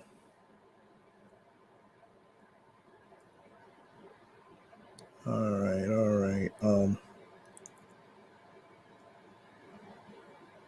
Hang on one second.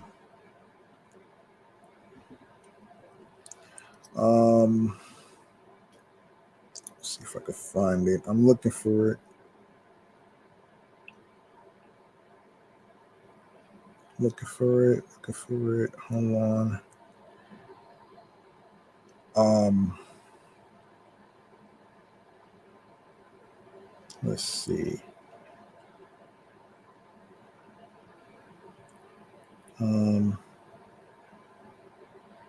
Okay.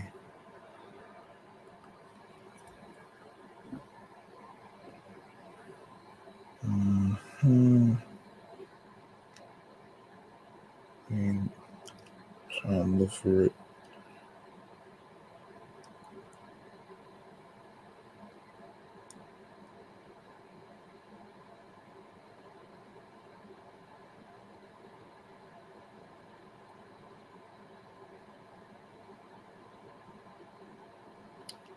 Hold it.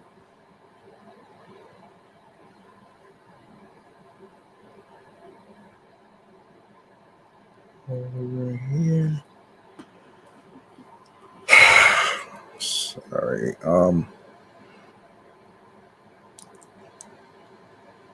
Trying to find that story.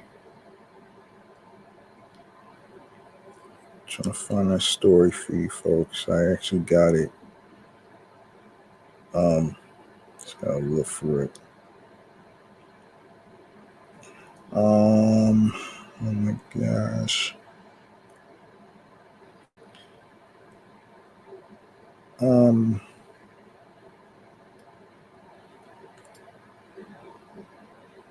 All right.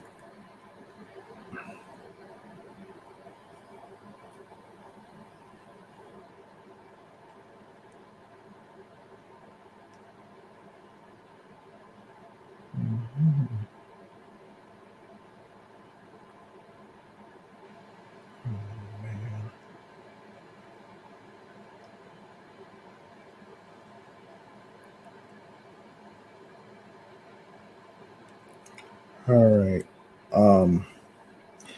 I think I found what I'm looking for.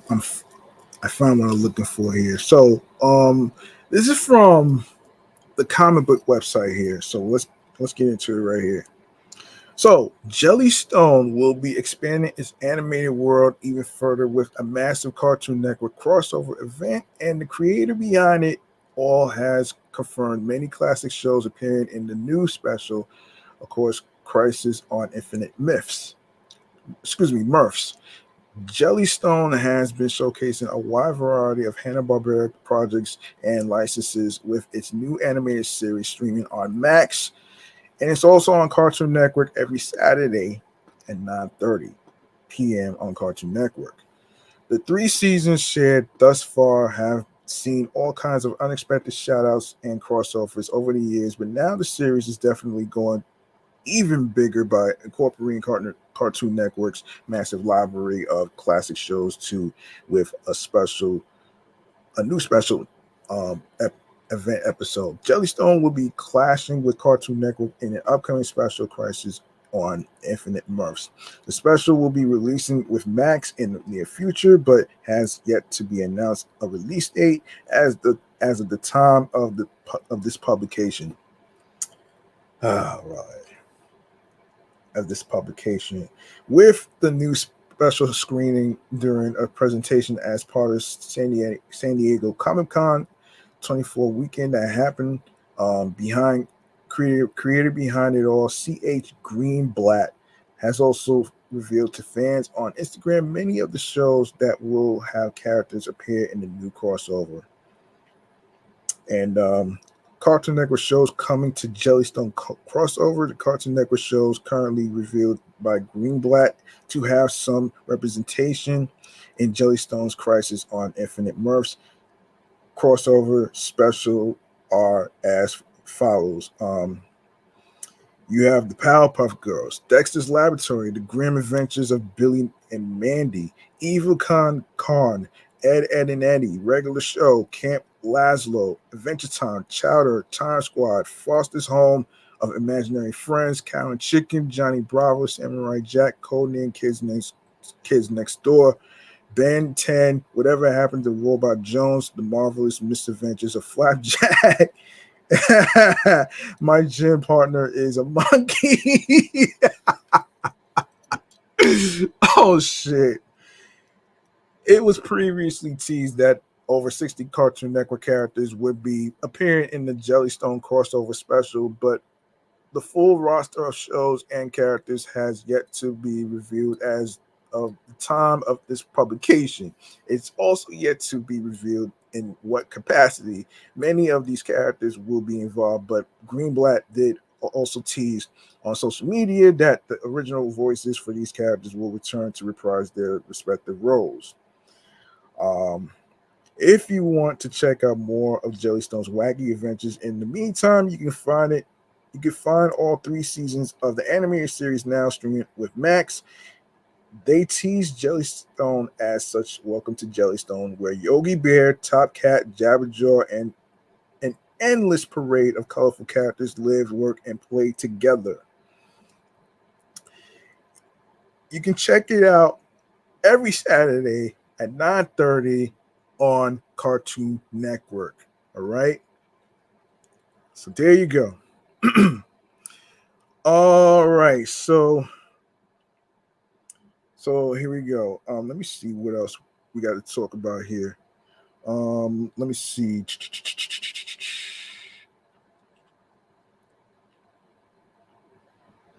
All right, let me talk about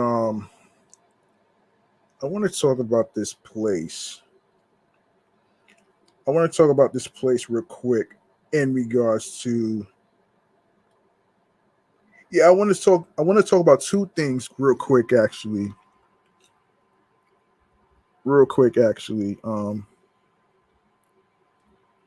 Yeah, 2 things real quick actually in regards to SneakerCon and the Battle of the Badges. So let's get into it right here.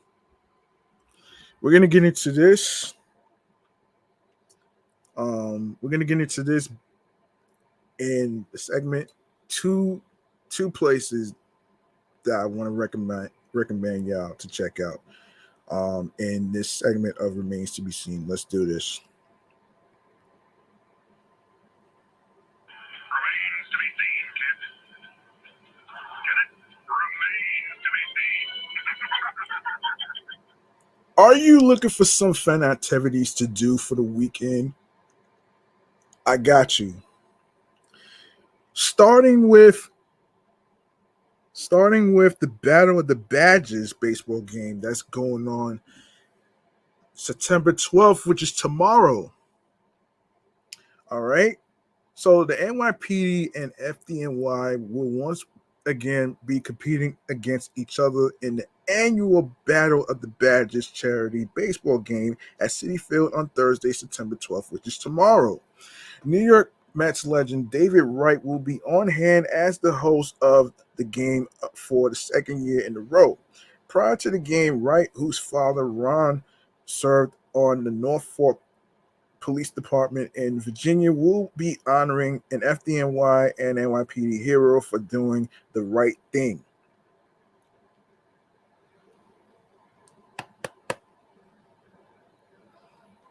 Okay. The Battle of the Badges game is incredibly important to me, Wright said. Growing up in a police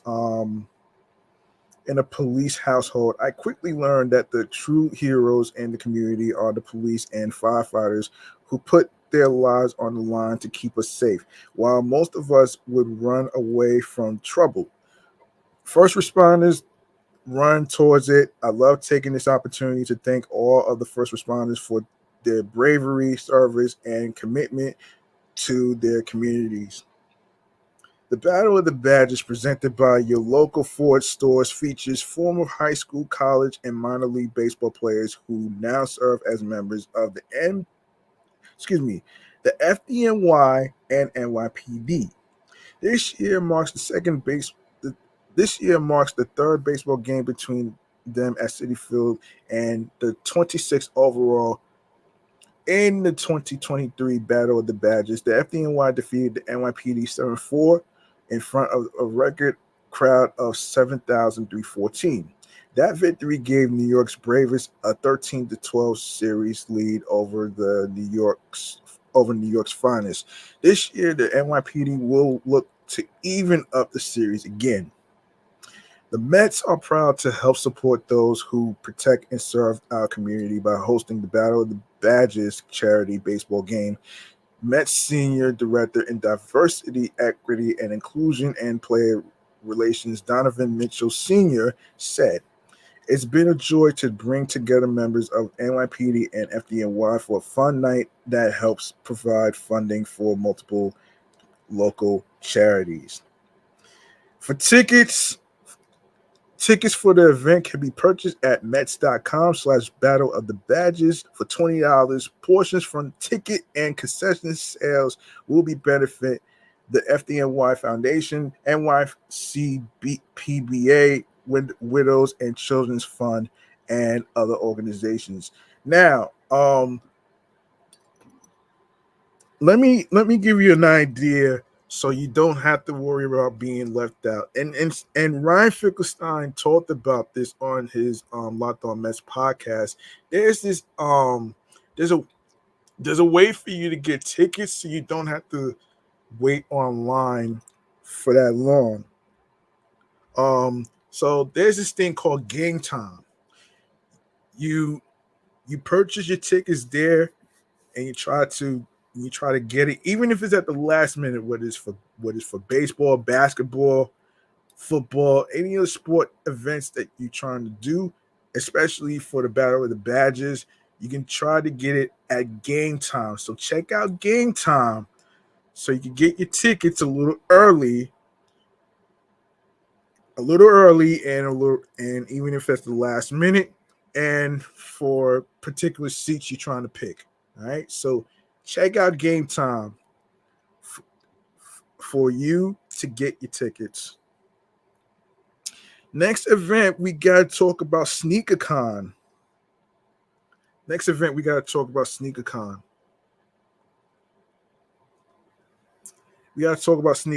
Which takes place at Mama Ned's Park in Coney Island, 1904 Surf Avenue, Brooklyn, New York, 11224. All right. So get ready, NYC. At the hiatus since 2017, SneakerCon, the greatest sneaker show on earth, is back in the Big Apple, bigger and better than ever. Mark your calendars for September 21st to the 22nd, 2024, as we take over Marmonade's Park in Coney Island, Brooklyn, in our first ever outdoor event. With over 400 vendors, this event will showcase the best selection of the most sought after kicks, the latest releases, and OG heat you can't find anywhere else. There will be tons of special guests, including J Tips, Coney Island's very own Stephon Marbury, former NBA player, Keon Anthony, and Jeff Staple. Don't miss the most anticipated sneaker con of all time. Get your shoes authenticated by eBay's authenticity guaranteed experts. eBay Grail giveaway, eBay sneaker live auctions, meet your favorite sneaker influencers, 40 for 40 game show, and win prizes. All right. Now, what to expect? Of course, this, like I said, already. So, special guest appearances: Jay Tips, Stephon Marbury, former NBA player, Keon Anthony, Ty Lil James, Nick Diamond, and Flash Garments Serve Strickland. So there you go, right there. Content creators include 2J's, Culture Kicks, Soul Local, Overtime Kicks. We got Kicks, Blazendary, Heavenly Kicks, DJ Sneakerhead, Megan, Megan, Megan, Megan Fo, Megan Foesh, Kivado, and Sneak City. Kivado and Sneak City.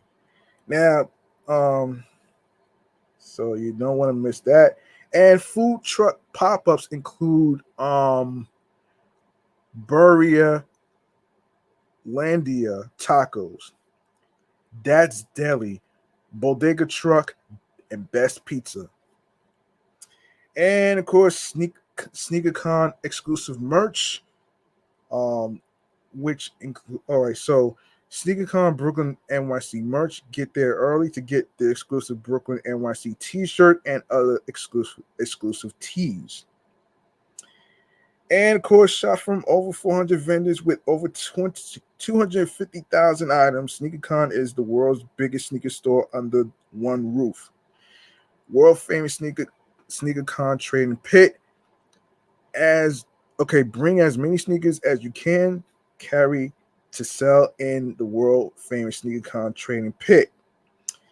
You can get over $1 million in cash outs. Bulk buyers will cash out over $1 million in product. Be ready to make deals. SneakerCon games. Be ready for the world famous SneakerCon stage games, including 40 for 40. Get selected and win prizes. And what to expect. Meet your favorite people in sneakers. We've invited some of your favorite people in sneakers and special guests. Stay tuned for announcements. Play our free claw machine and win. We'll have a number of claw machines throughout the event. Play for free and win prizes. SneakerCon Brooklyn NYC highlights. eBay authenticity guarantee. Get your sneakers legit checked by experts from eBay Sneakers for free. Official energy drink for SneakerCon. Stay energized and grab your complimentary can of Monster Energy.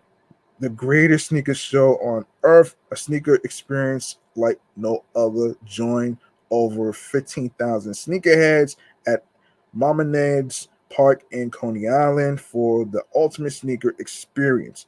Now, you can follow them on social media, which includes X, Facebook, TikTok, and of course Instagram for more information on the event and how you can get tickets. Yes, you can get tickets, which is going to round you up to like $53.74. Sale ends on September 24th.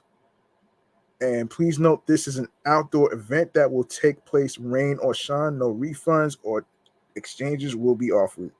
And also general admission. SneakerCon New York City.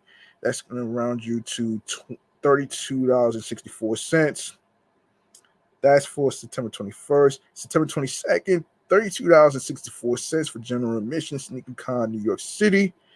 And of course, priority entry, SneakerCon, New York, from September 21st to the 22nd. That's a Saturday and Sunday, because the 20th is a Friday. And that's going to cost you $53.74, including the $3.74 fee, $3.74 fee. Yeah, $3.74 fee. $50 only 300 priority entrance tickets available, special pricing to give back to the SneakerCon community, and of course, and all that other stuff. So there you have it right there, man. There you have it right there, man. Of course, try to get there early. On September 21st, the 22nd, takes place at Mominade's Park, Coney Island, 1904 Surf Avenue, Brooklyn, New York, 11224. You can follow them on social media, which is on X, formerly known as Twitter, Facebook, TikTok, and Instagram. And if you'd like to get more information and learn about SneakerCon, you can follow them on these social media platforms. I'm not going to have time to get to the other topics, so I'm going to wrap up here right now, actually. So I'm not going to have time to get to all this. So what do you say we wrap up right here, actually, right now? Because, all right, so we're going to wrap up here. So we're going to go to our very last segment, which is stream choices on the go. Let's get into it right here, right now. All right. Yeah, stream choices on the go. Whatever topics I don't get to, I'm going to save it for next time.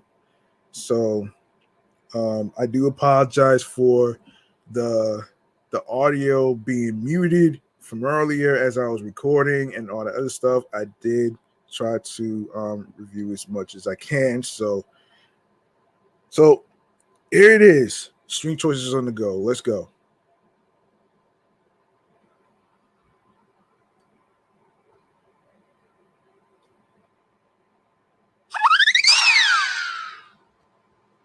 All right, make sure you follow Off the Meat Rat Chainz New York Avenue podcast, not only on Facebook, but also on Threads.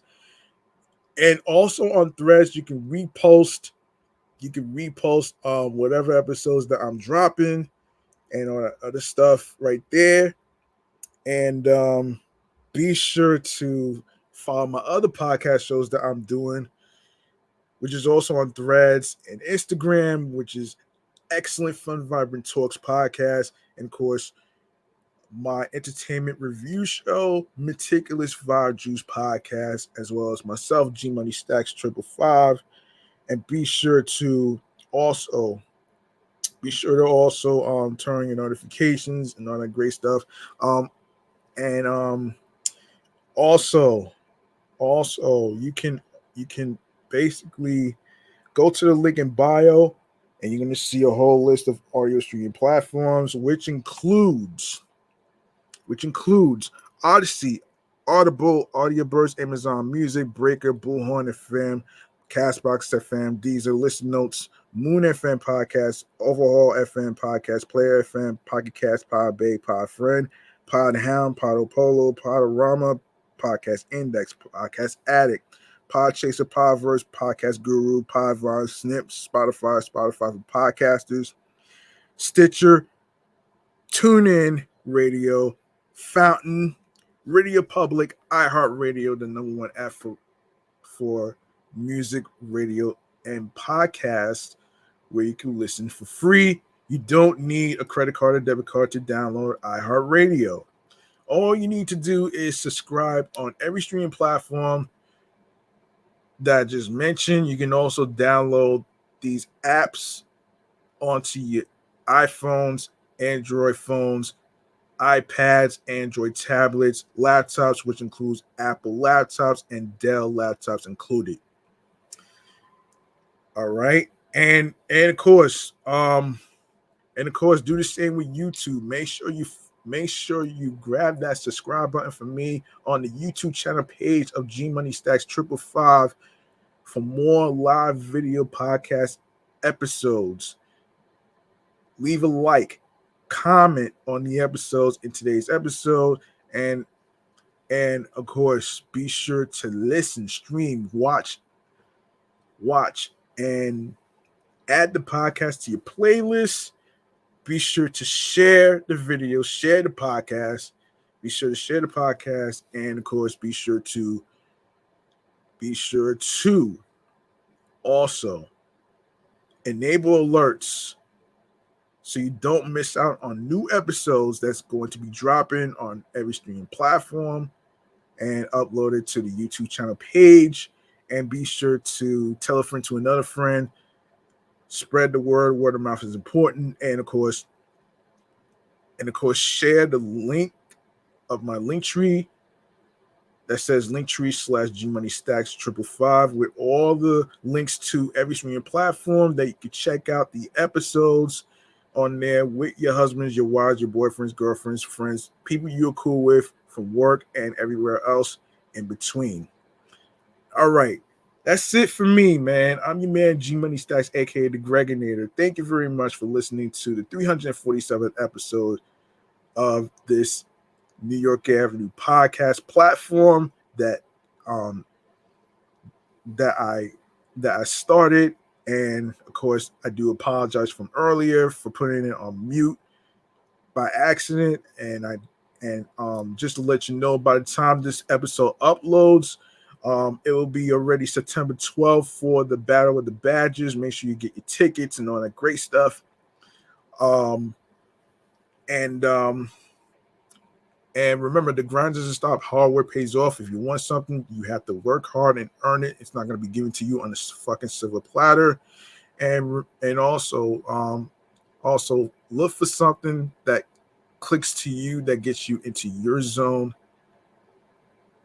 creatively, mentally, physically, and spiritually. And remember, there's no manual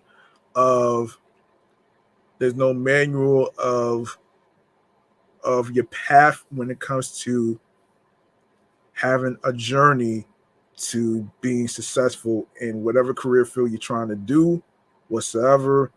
And also, you can't put a price on your well-being. All right. So yeah, remember though, man, you don't want